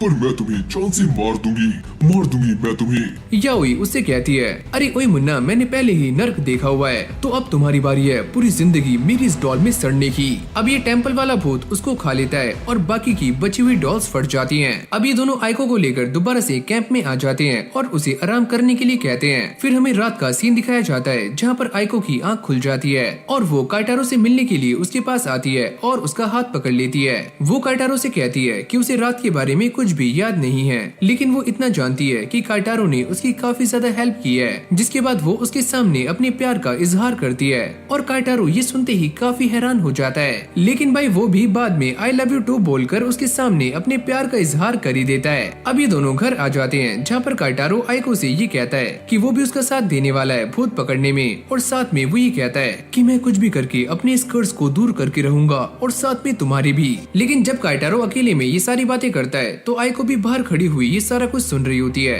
और वो ये कहती है कि उसने काइटारो के ऊपर काफी ज्यादा मेहनत की है, पहले उसे कोचिंग ले जाने में और बाद में उसे भूतिया चीजों में पढ़वाने में, और अब वो एक काफी क्रीपी स्माइल दे रही होती है जिसको देखकर ऐसा लगता है कि पक्का आइको के दिमाग में कोई न कोई खिचड़ी बन रही है, यानी कि काइटारो की दोबारा से वाट लग सकती है। जिसके बाद काइटारो याओई के साथ भूत पकड़ने के लिए रेडी हो जाता है, पर अब भी उसे ये बात समझ नहीं आती कि उस ब्रिज पर इतने सारे भूत क्या कर रहे थे। और तभी याओई उसे बताती है कि वैसे तो भूत एक साथ नहीं रहते, पर उनके वहाँ रहने के 3 रीजंस हो सकते हैं। पहला कि उन सभी को पता ही ना हो कि वो सारे मर चुके हैं, और दूसरा कि वो सारे एक ही जगह से कनेक्टेड हो और बंधे हुए हों, और तीसरा कि वो सारे मिलकर किसी और खतरनाक भूत से बचने का ट्राई कर रहे हों। काइटारो उससे ये पूछता है, क्या तुमने कभी कोई खतरनाक भूत देखा है? याओई ये बताती है कि जिस भूत ने मेरी माँ की आत्मा को पकड़ा हुआ है वो भूत काफी खतरनाक है। याओई ये बताती है कि उस भूत की पावर सच में काफी ज्यादा है और इसीलिए मैंने उसे एक नाम दिया है जो कि है मौत का भूत। अगले पल हम एक आत्मा को देखते हैं जो कि काफी सारी छोटी छोटी आत्माओं को खा रही होती है, और यहीं से हमें याओई की मॉम की भी आवाज सुनाई देती है। अब ये दोनों कमरे में आ जाते हैं जहाँ पर याओई काइटारो को एक कॉइन देती है और वो ये बताती है कि इस मैप में जहाँ पर भी भूत प्रेजेंट होंगे ये कॉइन हमें उसके बारे में बताने वाला है। जैसे इन दोनों को लोकेशन का पता लग जाता है तो वो यहाँ से निकल जाते हैं, पर तभी अचानक काइटारो ये नोटिस करता है कि आइको पहले से ही बाहर रेडी खड़ी हुई है, और वो याओई को ये बताता है कि मैंने इसे प्रॉमिस किया है कि हम जहाँ भी जाएंगे साथ जाएंगे। काइटारो जाते हुए काफी घबरा रहा होता है। फिर हमें उसका एक फ्लैशबैक दिखाया जाता है जहाँ पर वो आइको के घर जाता है, पर घंटी बजाने में उसकी काफी फट रही होती है, और जैसी आइको उसके सामने आती है वो उसे इस बात के लिए फोर्स करती है कि काइटारो उसे गर्लफ्रेंड बुलाए। अरे यार ये मैं कहाँ फंस गया। और उसके काफी ज्यादा परेशान करने के बाद काइटारो उससे कहता है कि हाँ आज से हम दोनों बॉयफ्रेंड और गर्लफ्रेंड हैं। अब प्रेजेंट में काइटारो ये सोच रहा होता है कि मुझे कुछ भी करके आइको और याओई को बचाना होगा, क्योंकि मैं भूतों को सेंस कर सकता हूँ तो मैं किसी भी मुसीबत को पहले ही भांप लूंगा। याओई उसको देखती है कि काइटारो काफी ज्यादा चिंता में है और वो उससे कहती है, अरे ओए तुम टेंशन मत लो, मैं तुम्हें बचा लूंगी। काइटारो ये सोचता है कि मुझे भी इसकी तरह ही काफी ज्यादा पावरफुल बनना है। ऐसे ही बातें करते करते ये सारे उस जगह के सामने आ जाते हैं जो कि एक काफी बड़ा टनल होता है और इसका नाम है एस टनल। अब आइको ये बताती है कि ये जगह इस शहर की सबसे भूतिया जगह है जहाँ पर एक औरत की आत्मा को देखा जा सकता है और साथ में उसके बच्चे को भी। और कई बार ये औरत गाड़ी के पीछे रेंगती हुई भी दिखाई देती है या फिर छत से उल्टी लटकी हुई भी। और हाँ, अगर कोई यहाँ से पैदल जाने का ट्राई करता है तो ये भूत उसका हाथ भी पकड़ लेती है। ये सारी बातें सुनने के बाद काइटारो की काफी ज्यादा फटनी शुरू हो जाती है, पर ये दोनों ही आगे जाने के लिए काफी ज्यादा एक्साइटेड होती हैं। यहाँ तक कि आइको अपने साथ एक कैमरा लेकर भी आती है। जैसे ही काइटारो आगे जाता है तो उसे इस टनल की दीवार पर कुछ महसूस होता है, पर जब वो उसे टच करके देखता है तो उसे समझ नहीं आता कि ये क्या चीज है। तभी आइको पीछे से आकर उसके हाथ को होल्ड कर लेती है, जिससे काइटारो काफी खुश हो जाता है। पर जैसे वो पीछे देखता है तो यहाँ पर आइको नहीं होती, वो उससे काफी दूर खड़ी हुई होती है। तो ये देखकर उसकी और भी ज्यादा पीली गीली हो जाती है। इसकी भैंस की टैट, ये कौन है?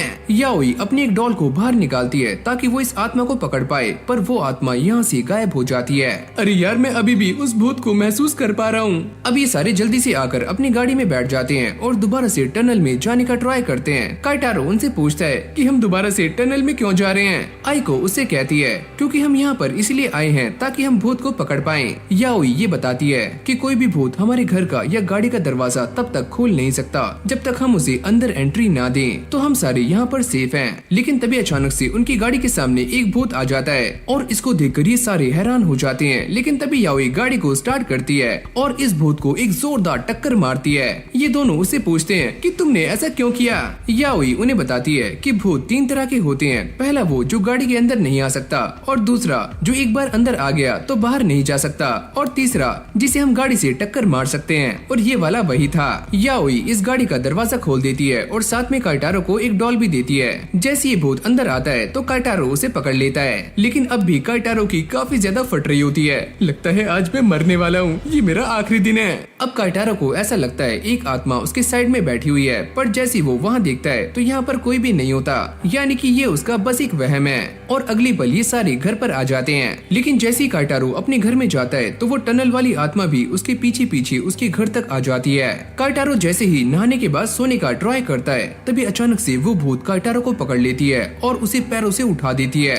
याओई को भी इस बात का एहसास हो जाता है कि इस वाली डॉल में वो टनल वाली आत्मा नहीं है, यानी कि उस आत्मा ने हमें धोखा दिया है और हमें काइटारो को बचाना होगा।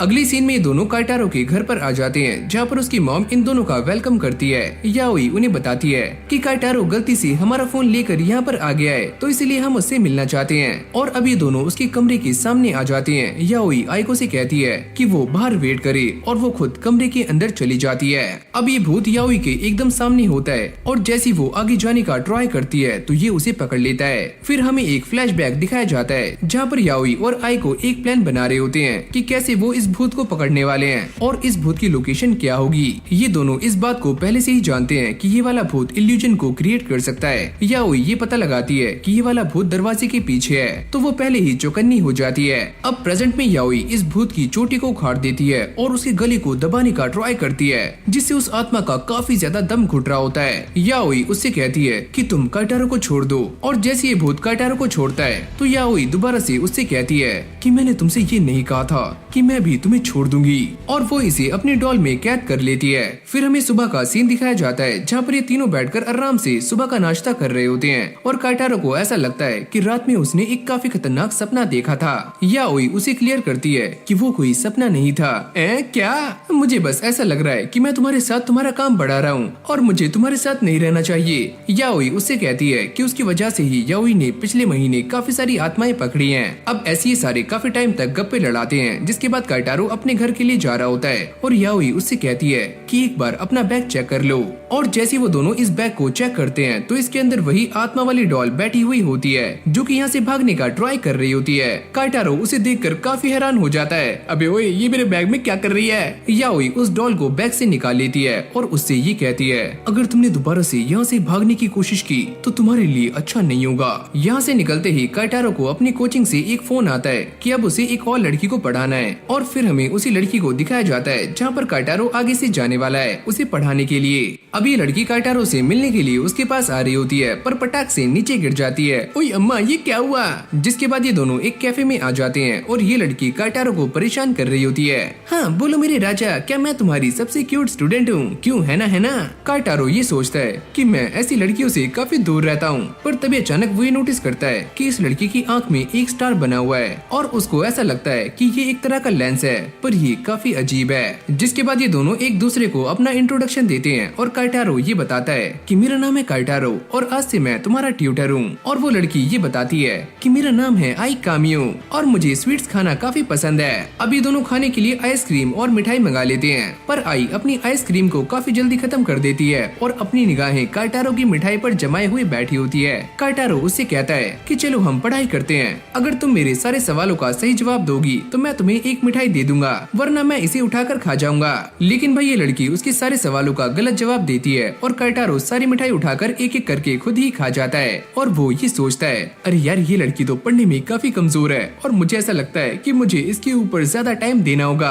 अयो अम्मा, तुमने सारी मिठाई खा ली, मुझे भी मिठाई चाहिए, जल्दी से मिठाई ला कर दो, मिठाई ला कर दो।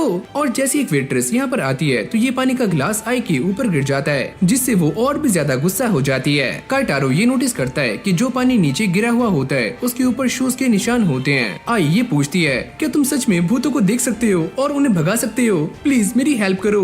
अब आई उसे ये बताती है कि वो बचपन से ही काफी ज्यादा अनलकी रही है और सारे भूत उसकी तरफ खींचे चले आते हैं, जैसे कि काइटारो के साथ होता है। जिसके बाद आई ये बताती है कि भूत उसके ऊपर हावी नहीं होते, पर वो उसके साथ काफी बुरी चीजें करते हैं। जब वो काइटारो से मिलने के लिए आ रही थी तब भी उसे ऐसा लगा कि किसी भूत ने उसका पैर पकड़ लिया है और वो नीचे गिर गई। वो ये भी कहती है कि उसके एक बड़े भाई थे जो कि एक इंसिडेंट में मारे गए। अब आई काइटारो से ये कहती है कि तुमने मेरे आसपास जिस आत्मा को महसूस किया था शायद से वो मेरे भाई की आत्मा है जो मुझे बुरे भूतों से बचाती है, और मैं भी हमेशा खुश रहने का ट्राई करती हूँ ताकि मेरे भाई की आत्मा भी खुश रहे। ये सारी कहानी सुनने के बाद काइटारो उसे लेकर याओई के पास आ जाता है और आई उसे देखकर काफी खुश हो जाती है और उसे इस बात पर बिलीव नहीं होता कि ये छोटी सी बच्ची भूतों को भगा सकती है। पर तभी याओई अपनी आंखों का इस्तेमाल करके ये देखती है कि आई के पीछे दो आत्माएं हैं, एक तो उसके भाई की है और दूसरी एक और। जिसके बाद वो अपनी डॉल का इस्तेमाल करती है और इस आत्मा को पकड़ लेती है जिसने व्हाइट कलर के कपड़े पहने होते हैं। ये देखकर आई उससे काफी इम्प्रेस हो जाती है।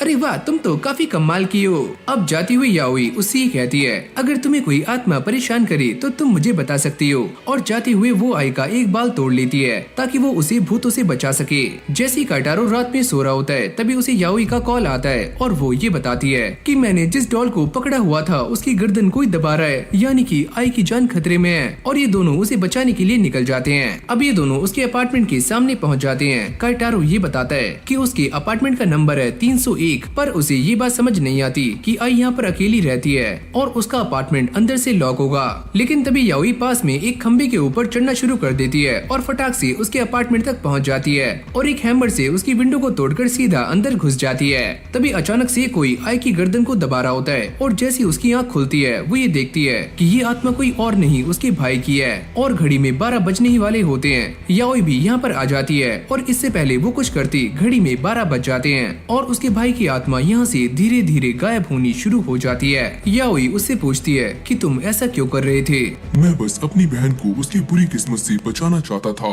अगली सुबह आई इस बात को सोचकर काफी ज्यादा रो रही होती है कि उसके बड़े भाई उसे जान से मारना चाहते हैं। काइटारो उससे कहता है कि मुझे तुम्हारे बड़े भाई के अंदर कोई भी बुराई महसूस नहीं हुई, पक्का इसके पीछे कोई न कोई रीजन होगा। मुझे वो रीजन जानना है कि मेरे बड़े भाई ने ऐसा क्यों किया, और वैसे भी मैं अगले 4 सालों में मरने वाली हूँ। ये सुनते ही वो दोनों काफी हैरान हो जाते हैं। अब आई उन दोनों को ये बताती है कि एक गॉड को उससे प्यार हो गया है और जब वो 20 साल की हो जाएगी तो वो उसकी आत्मा को ले जाएंगी। और जैसे काइटारो पास में रखी हुई फोटो को देखता है तो उसमें उसे आई और उसके भाई के साथ साथ एक और आत्मा नजर आती है। याओई भी इसे चेक करती है पर उसे यहाँ पर कोई भी आत्मा दिखाई नहीं देती, लेकिन जैसे वो थोड़ा सा फोकस करती है तो उसे ये आत्मा दिखाई दे जाती है। फिर हमें उसी डॉल को दिखाया जाता है जिसके अंदर वही व्हाइट कपड़ों वाली आत्मा थी और ये डॉल बुरी तरह से तहस नहस हो चुकी होती है और वो आत्मा इसके अंदर से बाहर आ जाती है और जाते हुए ये कहती है, शायद तुम इस बात को नहीं जानती कि आई मेरी प्रॉपर्टी है और मैं अपनी प्रॉपर्टी को किसी को भी देने वाला नहीं हूँ।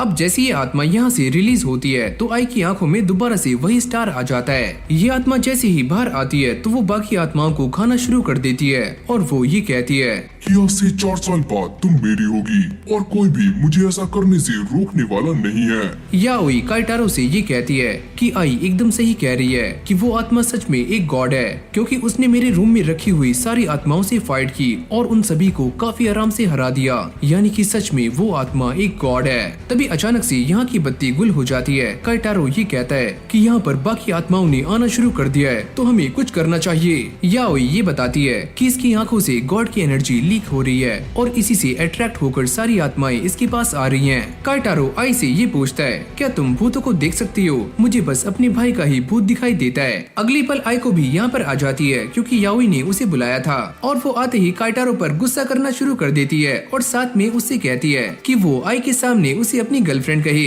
और बेचारा काइटारो सर झुकाकर उससे ही कहता है अरे हाँ ये मेरी गर्लफ्रेंड है। अब आई उसका मजाक बनाते हुए उससे ही कहती है तुम इतनी क्यूट गर्लफ्रेंड कैसे बना सकते हो, तुम तो एक नंबर के फुद्दू हो। जिसके बाद ये सारे आई को यहाँ से ले जाने का बहाना बनाते हैं क्योंकि ये जगह अब बिल्कुल भी सेफ नहीं है। काइटारो की ऑलरेडी ही काफी ज्यादा फट रही होती है तो वो सुसु करने के लिए यहाँ से जा रहा होता है, पर तभी अचानक वो अपने सामने एक काफी खतरनाक भूत को नोटिस करता है और उसकी पैंट यहीं पर गीली और पीली होनी शुरू हो जाती है। काइटारो ऐसा रिएक्ट करता है कि उसने इस भूत को देखा ही नहीं है और वो चुपचाप वॉशरूम चला जाता है, लेकिन ये भूत भी उसका पीछा करते करते वॉशरूम तक आ जाता है और उसके दिमाग के साथ छेड़छाड़ करने का ट्राई करता है। काइटारो जिसकी ऑलरेडी ही काफी ज्यादा फटी हुई होती है वो चुपचाप वॉशरूम से बाहर आ जाता है और उसके दिमाग में बस यही चल रहा होता है कि याओई की डॉल उसकी रक्षा कर रही है वरना उसकी पैंट अभी तक बच गई होती।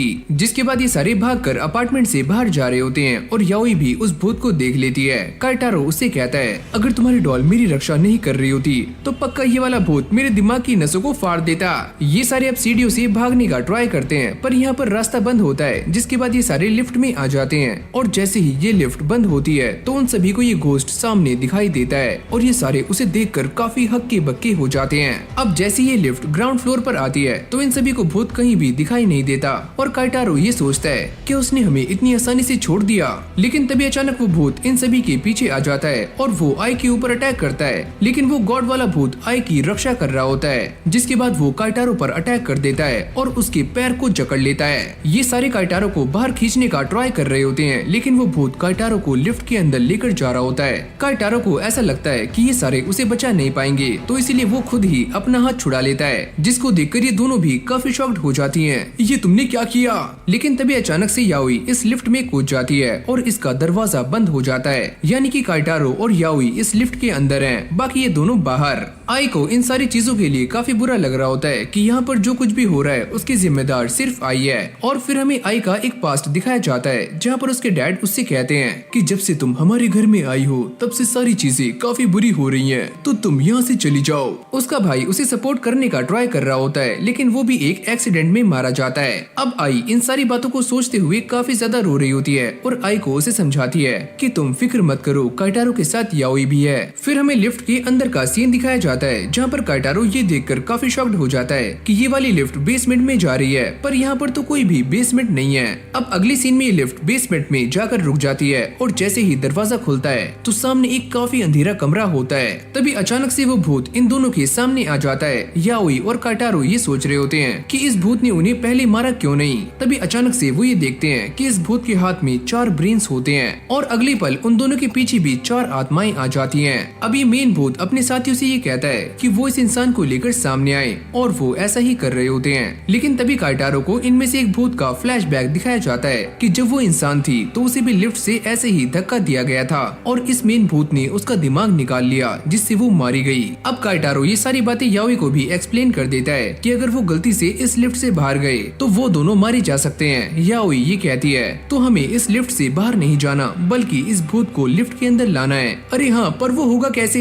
जिसके बाद याओई अपनी एक डॉल को बाहर निकालती है जो कि याओई, काइटारो और आइको की रक्षा कर रही होती है और ये डॉल सच में काफी ज्यादा पावरफुल है। जिसके बाद ये दोनों एक प्लान बनाते हैं और उसे एग्जीक्यूट करने में लग जाते हैं। याओई उस भूत के काफी पास जाती है और उसे परेशान करना शुरू कर देती है और जैसे ही उसे मौका मिलता है वो इसके पैर में एक रस्सी बांध देती है और उसे अपनी डॉल से कनेक्ट कर देती है। अब ये लिफ्ट वाला भूत इस मेन भूत को को खींचना शुरू करता है, जिससे वो धीरे धीरे इस लिफ्ट में जा रहा होता है। याओई उससे कहती है कि ये वाली आत्मा काफी गुस्से में है क्योंकि तुमने काइटारो को नुकसान पहुंचाया है, और ये देखकर इस मेन भूत की काफी ज्यादा फट रही होती है। अगली पल हम ये देखते हैं कि ये डॉल वाला भूत इस मेन भूत को खाना शुरू करता है, जिससे वो काफी कमजोर हो जाता है और ये लिफ्ट भी चलनी शुरू हो जाती है। जिसके बाद ये सारे थर्ड फ्लोर के लिए निकल जाते हैं। काइटारो याओई से पूछता है कि हम थर्ड फ्लोर पर क्यों जा रहे हैं, और वो ये बताती है क्योंकि मेरे दिमाग में एक प्लान है। अब यहीं से हमारा सीन चेंज हो जाता है, जहाँ पर ये दोनों इस मेन भूत को लेकर आई के अपार्टमेंट में आ जाते हैं और उसे बांध देते हैं, जहाँ पर बाकी के भूत उसको धीरे धीरे करके खा रहे होते हैं और वो दर्द से चिल्ला रहा होता है। और ये एक तरह का ट्रैप प्रोसेस होता है जो कि काफी लंबे टाइम तक चलने वाला है, और ये भूत ऐसे ही चिल्लाता रहेगा जिसकी आवाज सुनकर बाकी के भूत यहाँ पर नहीं आएंगे।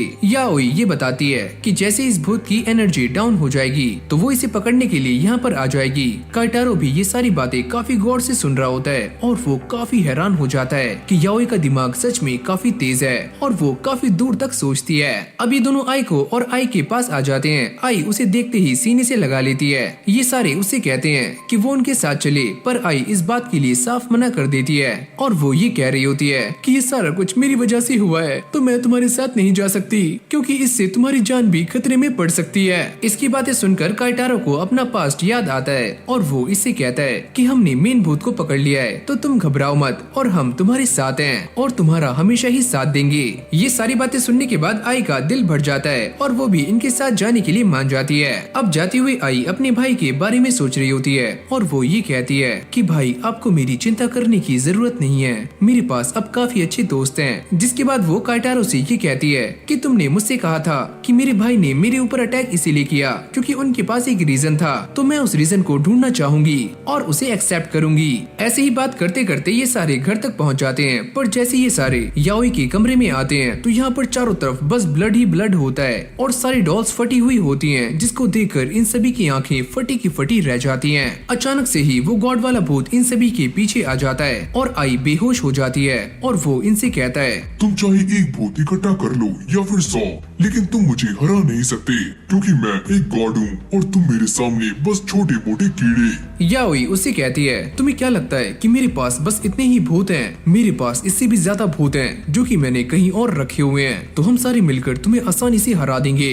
ओह, तो तुम्हें ऐसा लगता है कि तुम मुझे हरा सकते हो? ऐसा कभी भी नहीं होगा। तुम एक गॉड हो और तुम्हारी उम्र 500 साल तो होगी ही, लेकिन फिर भी तुम एक बच्ची को जो कि 20 साल की है उसे अपने कब्जे में करना चाहते हो, तो ऐसे गॉड से तो हम बिल्कुल भी हारने वाले नहीं हैं। तुम चाहे अपनी कितनी भी ताकत लगा लो, पर तुम मुझे हरा नहीं सकते और मुझे इसमें काफी ज्यादा मजा आने वाला है। काइटारो भी काफी गुस्से में आ जाता है और वो उससे कहता है तुम चाहे कुछ भी कर लो, पर मैं अपनी स्टूडेंट को कुछ भी नहीं होने दूंगा। ओह अच्छा, तो चलो देखते हैं कि तुम इसे कैसे बचाते हो। जिसके बाद ये व्हाइट भूत आई के चेहरे पर कब्जा कर लेता है और वो ये कहता है कि तुम चाहे कितनी भी कोशिश कर लो, पर मैं आई को लेकर जाऊंगा और तुम मुझे रोक नहीं पाओगे। और उसकी आंखों में दोबारा से स्टार आ जाता है और उसका चेहरा दोबारा से नॉर्मल हो जाता है। काइटारो ये सारा कुछ देखकर काफी चौंक रहा होता है और उसे काफी डर भी लगता है। याओई उन दोनों को लेकर कमरे से बाहर आ जाती है। काइटारो उससे पूछता है कि तुमने ऐसा क्यों किया, और वो ये बताती है कि गॉड वाले भूत ने मेरे कमरे में रखी हुई सारी आत्माओं को डिसबैलेंस कर दिया है और अब वो सारी एक दूसरे पर अटैक करना शुरू करेंगी, जिससे काफी खतरनाक इंसिडेंट हो सकता है। फिर हमें कमरे के अंदर का सीन दिखाया जाता है जहाँ पर सारी आत्माएं एक दूसरे से फाइट कर रही होती हैं और काफी जोर जोर से चिल्लाती हैं। काइटारो ये सारी आवाजें सुनने के बाद काफी डर जाता है, पर कुछ टाइम के बाद ये सारा मामला शांत हो जाता है और जैसे ये सारे दोबारा से कमरे में जाते हैं तो याओई ये देखती है कि सामने एक डॉल रखी हुई होती है और याओई उसे कहती है कि अभी एक ग्रेजुएट आत्मा बन चुकी है। और तभी हम ये देखते हैं कि काइटारो के फोन पर एक कॉल आ रही होती है। याओई उसे मना करती है कि वो ये कॉल ना उठाए वरना उसकी तुरंत डेथ हो सकती है। तभी आइको भी यहाँ पर आ जाती है और उसके फोन पर भी एक कॉल आ रही होती है। जैसे ही काइटारो उसे मना करने वाला होता है कि वो ये कॉल पिक ना करे,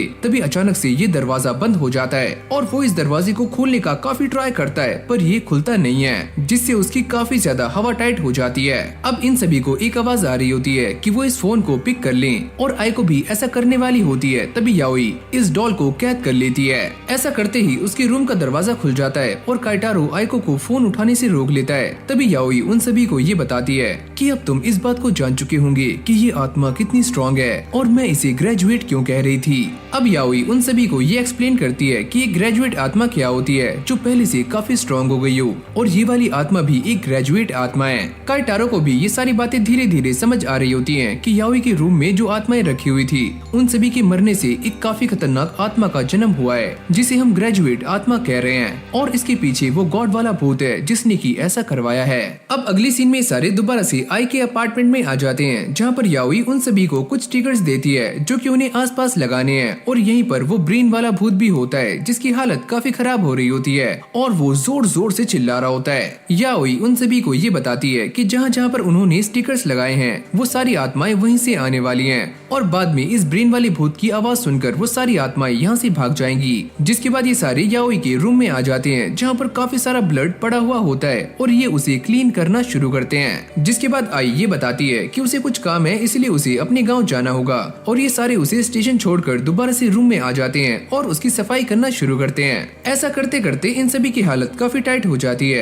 याओई ये बताती है कि सच में वो गॉड वाला भूत काफी खतरनाक है और मेरे पास अभी तक कोई भी ऐसी आत्मा नहीं है जो कि उसका सामना कर पाए। साथ में याओई ये भी कहती है कि पहले उनका प्लान था कि वो सारी आत्माओं को पकड़कर एक काफी खतरनाक आर्मी बनाने वाले हैं जिसमें कुछ काफी पावरफुल आत्माएं होंगी जिनके सहारे वो उस आत्मा से लड़ पाएंगे जिसने याओई की माँ की आत्मा को पकड़ा हुआ है। लेकिन वो ये कहती है कि पहले उसके पास 100 से भी ज्यादा आत्माएं थी लेकिन अब वो सारी डिस्ट्रॉय हो चुकी हैं और अब मेरे पास बस एक ही आत्मा है जो कि हम सभी को बचा सकती है और वो है ग्रेजुएट आत्मा। ये सारी बातें सुनने के बाद काइटारो याओई से ये पूछता है तो ऐसे हमें कितनी आत्माओं को पकड़ना होगा जिससे हम एक काफी स्ट्रॉन्ग आर्मी बना पाए। याओई उससे कहती है कि मुझे इससे कोई भी डर नहीं है क्योंकि मैंने इससे भी खतरनाक एक गॉड आत्मा को पहले ही मारा हुआ है। ये सुनते ही काइटारो काफी हैरान हो जाता है। याओई ये बताती है कि पहले उसने जिस गॉड आत्मा को हराया था उसके लिए उसे 3 ग्रेजुएट आत्माओं की जरूरत पड़ी थी, लेकिन ये वाली गॉड आत्मा काफी स्ट्रॉन्ग है तो उसे हराने के लिए कम से कम 6 ग्रेजुएट आत्माओं की जरूरत पड़ने वाली है। याओई ये बताती है कि उसके पास टोटल 3 ग्रेजुएट आत्माएं हैं और एक और जो कल ही ग्रेजुएट हुई है, और उसने काफी सारे बुद्धास के स्टैचूज को आपस में लड़वाया जिससे उसके पास एक और ग्रेजुएट आत्मा आ चुकी है जो कि इन सभी से भी काफी स्ट्रॉन्ग है। यानी कि अब इन सभी के पास टोटल 5 ग्रेजुएट आत्माएं हो चुकी हैं और अब इन्हें बस एक की तलाश है। जिसके बाद याओई अपने लैपटॉप को बाहर निकालती है और उन सभी को वो सारी जगहें दिखाना शुरू करती है जहाँ पर ये सारी आत्माएं मिल सकती हैं और इन सभी के लेवल्स पहले से ही डिफाइन है। काइटारो ये नोटिस करता है कि इस जगह पर एक लेवल सही से डिफाइन नहीं है, यहाँ पर अननोन लिखा हुआ है। याओई उनसे कहती है कि ये जगह काफी आसान भी हो सकती है या फिर ऐसा भी हो सकता है कि यहाँ का लेवल ऐसा हो। पहले हम सारे टोक्यो के सारे एरियाज को कवर करने वाले हैं जिसके बाद हम पूरे जापान को कवर करेंगे जिससे हमें काफी पावरफुल आत्माएं मिल जाएंगी। काइटारो इन सारी बातों से थोड़ा सा सहम जाता है लेकिन बाद में वो हाँ कर देता है। चलो हम सारे एक जैसा ही सोच रहे हैं लेकिन अब चलो पढ़ाई करते हैं। ये सुनते ही याओई का मुंह बन जाता है और आइको को कुछ काम होता है तो वो यहाँ से चली जाती है। जिसके बाद ये दोनों पढ़ना शुरू करते हैं। याओई उससे कहती है कि चलो मुझे तुम्हारी साइकिल पर घूमना है और काइटारो उसे लेकर बाहर आ जाता है और वो इस बात से काफी खुश होता है कि याओई को उसके साथ साइकिल पर घूमना काफी अच्छा लगता है। अब काइटारो उससे ये कहता है कि पहले मैं काफी डर गया था कि हमारा सामना एक गॉड स्पिरिट से होने वाला है, लेकिन फिर मेरे अंदर हिम्मत आ चुकी है क्योंकि कोई भी मेरी फ्रेंड और मेरी स्टूडेंट को हाथ नहीं लगा सकता। पहले मैं अकेले ही अपनी माँ की आत्मा को छुड़वाने का ट्राई कर रही थी पर तुमने मेरा साथ दिया, उसके लिए शुक्रिया और तुम मेरे एक काफी अच्छे दोस्त हो। साइकिलिंग करते करते शाम से रात हो जाती है और काइटारो की हालत भी पहले के मुकाबले काफी खराब हो चुकी है। याओई उसे बताती है कि वो दोनों एक भूतिया जगह पर जा रहे हैं जहाँ पर वो आइको को अपने साथ ला नहीं सकते थे क्योंकि उसकी जान को काफी खतरा है। इन सभी का आत्माओं वाला सिक्योरिटी सिस्टम टूट चुका है तो इसलिए आइको की रक्षा करना याओई के लिए पॉसिबल नहीं है। काइटारो जब ये सारी बातें सुनता है तो उसे ठंडे पसीने आने शुरू हो जाते हैं। मुझे ऐसा लगता है कि आज कुछ भी सही नहीं होगा। अब ये दोनों उस जगह पर आ जाते हैं जो एक काफी सुनसान खंडर होता है और ये वाला खंडर S रैंक का है। जिसके बाद हमें इस जगह के बारे में बताया जाता है जो एक किला है और ये किला S रैंक का है और इसके बारे में ये बताया जाता है कि जब भी कोई इंसान यहाँ पर आता है तो वो यहाँ पर हमेशा के लिए ट्रैप हो जाता है या फिर उसे एक ऐसा कर्स लगता है जो कि जिंदगी भर उसके साथ रहता है। काइटारो इस जगह को देखकर काफी ज्यादा डर रहा होता है जिसके बाद वो अपने पुराने एक्सपीरियंसेस को याद करता है जिसमें उसने काफी सारे भूतों के साथ पहले भी फाइट की है और वो जीते हैं। तो वो ये सोचता है कि वो यहाँ पर भी सारे भूतों को हराकर यहाँ से बाहर निकल जाएंगे। अब ये दोनों हिम्मत बांधकर आगे जाते हैं और आगे काफी ज्यादा अंधेरा होता है और सामने एक वाटरफॉल भी। याओई ये बताती है कि उसने ऑनलाइन जितना रिसर्च किया है उसके हिसाब से इस जगह पर कोई भी मरा नहीं है हैं और यहाँ पर बस लोग इसीलिए आते हैं ताकि वो इसके इतिहास के बारे में जान सकें। अब ये सारी बातें सुनते ही काइटारो चैन की सांस लेता है। याओई उससे कहती है कि इस जगह पर सबसे खतरनाक वो वाटरफॉल है, तो हमें वहीं पर जाना चाहिए। और जैसे वो वहाँ जाने के लिए पीछे मुड़ते हैं तो उनके पीछे एक बूढ़ी अम्मा खड़ी हुई होती है। काइटारो इस बूढ़ी अम्मा को देखकर काफी डर जाता है। याओई उनसे कहती है कि हमें यहाँ का वाटरफॉल देखना है, तो चलो मेरे साथ चलो।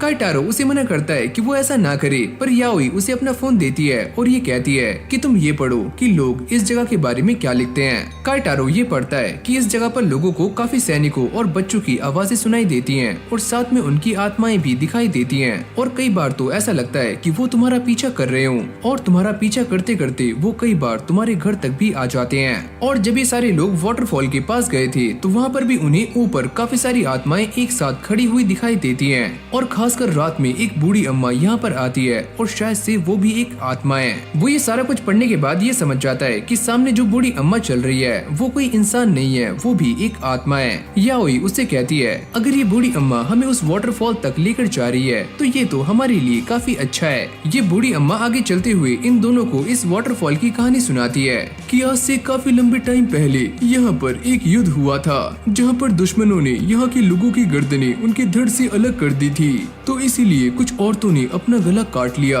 और वो सारी इस वाटरफॉल से नीचे गिर गई और 3 दिनों तक यहाँ के वाटरफॉल का पानी लाल रहा था।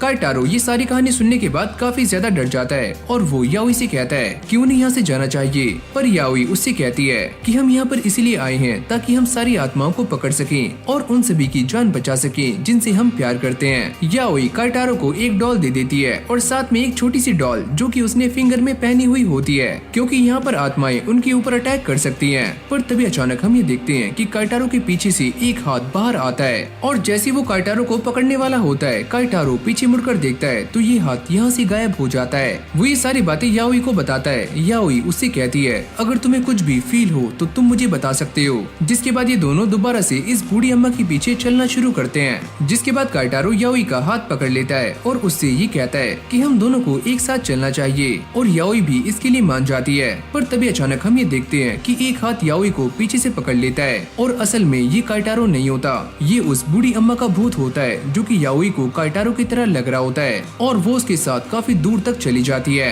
काइटारो ये देखकर काफी शॉक्ड हो जाता है कि उसके पास ना तो वो बूढ़ी अम्मा है और ना ही याओई, और उसे अपने पीछे कदमों की आवाजें आ रही होती हैं, जिसको सुनकर उसकी काफी ज्यादा फट जाती है और वो यहाँ से भाग जाता है। फिर हमें दिखाया जाता है आइको को जो अपना सारा काम खत्म कर चुकी है और अब वो काइटारो की लोकेशन ट्रेस करने का ट्राई करती है, पर वो ये देखती है कि इस किले में उसकी लोकेशन सही से काम नहीं कर रही है। काइटारो याओई को ढूंढने का पूरा ट्राई करता है पर वो उसे कहीं भी दिखाई नहीं देती और याओई इस नकली काइटारो के साथ होती है और वो उससे ये पूछती है कि वैसे तो ऐसी सिचुएशन में तुम हमेशा ही डरे रहते हो, पर आज तुम शांत कैसे हो।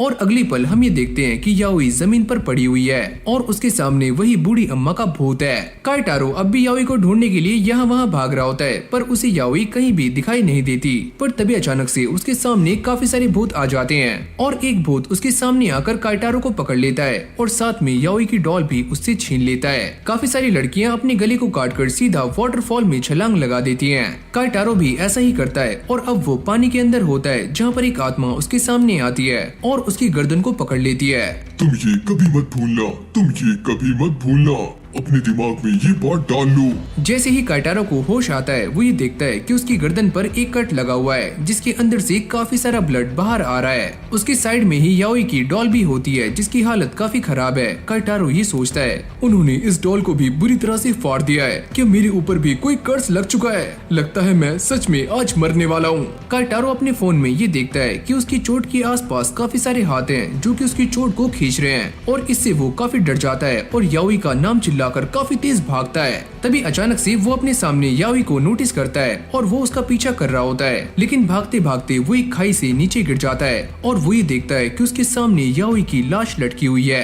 काइटारो इस पहाड़ी से गिरने के बाद वाटरफॉल के एकदम सामने होता है और उसे याओई के साथ बिताए हुए अपने सारे पल याद आ रहे होते हैं और यहाँ पर काफी सारी आत्माएं भी हैं। अब ये सारी आत्माएं आपस में इकट्ठा हो जाती हैं और एक काफी खतरनाक आत्मा बन जाती है जिसका सर हवा में झूल रहा होता है और वो काइटारो से ये कहती है कि तुम ये सारा कुछ कभी भी मत भूलना और मैं तुम्हें ये भूलने नहीं दूंगी।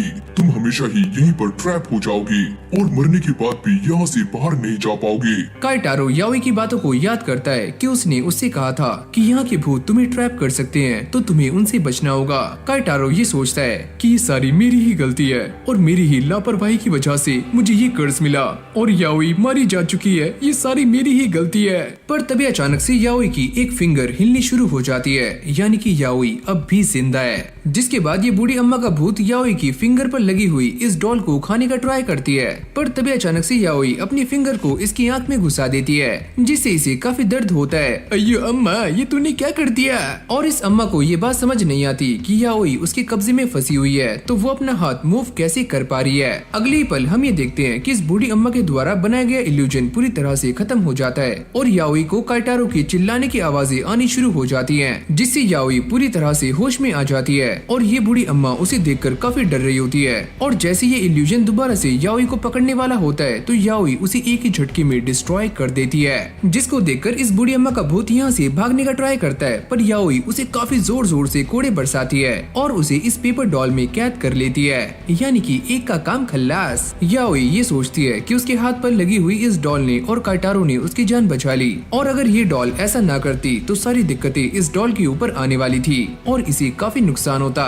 जिसके बाद वो काइटारो को ढूंढने के लिए निकल जाती है, लेकिन इस तरफ काइटारो याओई की नकली लाश को पकड़े हुए बैठा होता है और वो काफी रो रहा होता है। पर तभी अचानक ये लाश एक भूत में कन्वर्ट हो जाती है और काइटारो को जकड़ लेती है। इससे काइटारो एक बात तो समझ जाता है कि ये असली याओई नहीं है, यानी कि याओई अब भी जिंदा है। जिसके बाद ये आत्मा काइटारो को ऊपर की तरफ खींचना शुरू करती है और इसकी बॉडी से एक रस्सी बंधी हुई होती है। काइटारो ये देखता है कि आसमान में काफी सारे लोगों के कंकाल हैं जो कि पहले ही मारे जा चुके हैं। अब ये दूसरा वाला भूत उससे ये कहता है कि तुम भी ऐसे ही मारे जाओगे और मैं तुम्हें ऐसे ही कैद कर लूंगी, तो तुम मरने के लिए तैयार हो जाओ। फिर हमें ये बताया जाता है कि आखिरकार काइटारो और याओई फंसे हुए कहाँ पर हैं और ये दोनों ही इस भूत के पेट में हैं। और जैसे ये भूत काइटारो को ऊपर खींचना शुरू करती है तभी अचानक से असली याओई यहाँ पर आ जाती है और वो अपनी इस डॉल वाली फिंगर को इस भूत के मुंह के आर पार कर देती है, जिससे वो काफी दूर भाग जाता है। काइटारो याओई को अपने सामने देखकर काफी ज्यादा खुश होता है और वो उसे सारा माजरा समझाता है कि ये भूत पहले किसी को कर्ज देता है और बाद में जब वो इंसान मर जाता है तो ये भूत उसे ट्रैप कर लेता है और इसने मेरे साथ भी कुछ ऐसा ही किया है। वो ये भी कहता है कि सच में ये वाला भूत काफी स्ट्रॉन्ग है और कोई भी इसके बारे में इसलिए नहीं जानता क्योंकि जिसने भी इसे देखा है वो आज तक जिंदा नहीं बचा है। याओई अपने हाथ में लगी हुई इस फिंगर वाले डॉल को देखती है जो कि कांप रही होती है, जिससे याओई को एक बात क्लियर हो जाती है कि सच में ये वाला भूत काफी स्ट्रॉन्ग है और काइटारो एकदम सही बात कर रहा है। काइटारो को ये बात समझ नहीं आ रही होती कि वो इस काफी खतरनाक भूत को हराने वाले कैसे हैं। और तभी हम ये देखते हैं कि याओई अपने ग्रेजुएट भूत को बाहर निकाल लेती है और उसे एक काफी खतरनाक वेपन की तरह इस्तेमाल करने वाली है जो कि जंजीरों से बंधा हुआ है। जिसके बाद वो यहाँ पर एक काफी खतरनाक साधु वाले भूत को समन करती है जो कि आते ही मंत्र पढ़ना शुरू करता है। याओई काइटारो को ईयरफोन्स दे देती है जिससे उसके मंत्र उसे सुनाई ना दे। जैसे जैसे ये साधु वाला भूत मंत्र पढ़ रहा होता है तो आसपास की सारी आत्माएं इसके अंदर खिंचनी शुरू हो जाती हैं और साथ में सारी चीजें बेहोश हो रही होती हैं। ये सारा कुछ देखकर इस किले वाले भूत की फटनी शुरू हो जाती है, जिसके बाद वो इस साधु वाले भूत की गर्दन काट देती है, लेकिन अब भी ये आवाज आनी बंद नहीं होती। ये भूत इस साधु को रोकने का काफी ट्राई कर रही होती है और उसका जब्बाड़ा भी तोड़ देती है, लेकिन तभी अचानक हम ये देखते हैं कि आसपास जितनी भी चीजें बेहोश पड़ी होती हैं, उन सभी के अंदर से यही मंत्र बाहर निकल रहा होता है। इससे वो किले वाली भूत काफी गुस्से में आ जाती है और सभी को मारना शुरू करती है, लेकिन अब भी एक गिलहरी बच जाती है जो कि उस साधु के कब्जे में है और वो मंत्रों का उच्चारण कर रही होती है, जिससे इस भूत को काफी तकलीफ होती है। अब आसपास की सारी आत्माएं इस किले वाले भूत में आनी शुरू हो जाती हैं और वो काफी तड़प रही होती है और यहाँ से भाग जाती है। काइटारो को ऐसा लगता है कि वो इस साधु वाले भूत से भाग रही है, पर याओई उससे कहती है कि ऐसा कुछ भी नहीं है, ये आसपास की उन सारी चीजों को ढूंढने के लिए जा रही है जो कि इन मंत्रों का उच्चारण कर रहे हैं, और अगर इसने उन सभी को मार दिया तो ये साधु वाले भूत को भी काफी आराम से मार सकती है। ये दोनों भी उसका पीछा करते करते एक जगह पर आकर रुक जाते हैं जहाँ पर ये किले वाली भूत उनके सामने खड़ी हुई होती है। काइटारो उसे देखकर ये सोचता है कि इसने अपने कान बंद क्यों नहीं किए, क्या इसे मंत्रों की आवाज नहीं आ रही है। जिसके बाद वो इन दोनों को देखकर एक काफी क्रीपी स्माइल करती है और खुद भी मंत्रों का उच्चारण करना शुरू कर देती है और उसकी गर्दन से काफी ज्यादा ब्लड बाहर निकलना शुरू हो जाता है। और वो इस लड़ाई में हार जाती है। याओई उसके पास जाती है और उससे ये कहती है कि तुम्हारे पास दो ही ऑप्शन है, या तो तुम मारी जाओ या फिर मेरी गुलाम बन जाओ। और आखिर में याओई उस भूत को अपनी डॉल में ट्रैप कर लेती है। पर अगली पल हम ये देखते हैं कि काइटारो भी इन्हीं मंत्रों को पढ़ना शुरू कर देता है। अब्बा डब्बा छपा, अब्बा डब्बा छपा। तभी याओई अपनी फिंगर वाले डॉल को उसकी जीभ में घुसा देती है और उसकी जीभ पकड़ लेती है ताकि वो इन मंत्रों का उच्चारण ना करे, वरना वो भी मारा जा सकता है। याओई उसे बताती है कि ये साधु वाला भूत किसी भी इंसान को 20 सेकंड में बेहोश कर सकता है, यानी कि हमारे पास बस 20 ही सेकंड है इसे लॉक करने के, वरना हम दोनों भी बेहोश हो जाएंगे। जिसके बाद ये दोनों इस साधु वाले भूत की डॉल को बांधना शुरू करते हैं और इनके पास टाइम भी काफी कम होता है। काइटारो को ये समझ नहीं आता कि वो इसे इतने कम टाइम में कंट्रोल कैसे कर सकते हैं। याओई इस भूत को रुकाने का ट्राई कर रही होती है ताकि वो मंत्रों का उच्चारण ना करे। काइटारो के पास भी टाइम काफी कम होता है, लेकिन आखिर में ये दोनों उस भूत को लॉक करने में कामयाब हो जाते हैं और चैन की सांस लेते हैं, वरना आज तो ये मारे जाते।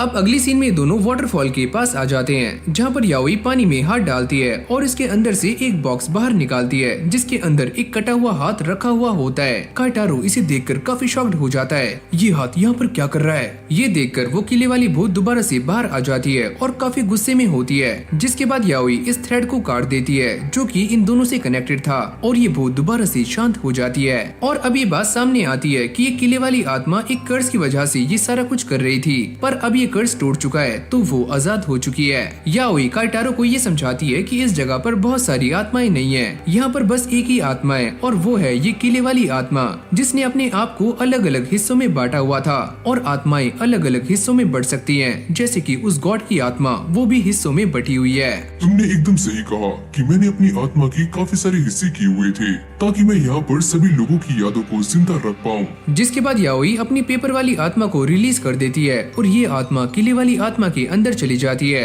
और ये बूढ़ी अम्मा यहाँ से भागकर कल्टी मार लेती हैं। याओई को ये बात समझ आ जाती है कि सारे फसाद की जड़ ये हाथ है और उन्हें इस हाथ को काफी दूर ले जाकर गाड़ना होगा ताकि दोबारा से किसी आत्मा पर कर्ज ना लगे। और अब ये किले वाली आत्मा भी पूरी तरह से आजाद हो जाती है। जिसके बाद ये दोनों उस हाथ को एक जगह पर गाड़ देते हैं और एक दूसरे को थैंक यू कर रहे होते हैं एक दूसरे की हेल्प करने के लिए। जिसके बाद ये दोनों इस किले से बाहर आ जाते हैं और रात भी दिन में चेंज हो जाती है। याओई काइटारो का हाथ पकड़ती है और उससे ये कहती है, अगर तुम्हें अंधेरे में कभी भी डर लगे तो तुम मुझे याद कर सकते हो। तभी उनके सामने वो किले वाली आत्मा और बाकी आत्माएं आ जाती हैं, जो कि उन दोनों को एक व्हाइट कपड़ा देते हुए ये कहती है, अगर तुम्हें कभी भी मेरी हेल्प चाहिए तो तुम मुझे बुला सकते हो। जैसे ये दोनों घर आते हैं तो आइको इन दोनों पर काफी गुस्सा कर रही होती है कि ये दोनों उसे अपने साथ लेकर नहीं गए। तो याओई उसे शांत करने के लिए उससे कहती है, तो चलो फिर एक और भूतिया जगह पर चलते हैं। तो इसी के साथ एक और नया चैप्टर स्टार्ट हो जाता है जिसमें और भी ज्यादा मजा आने वाला है। तो इस सीरीज में बने रहना।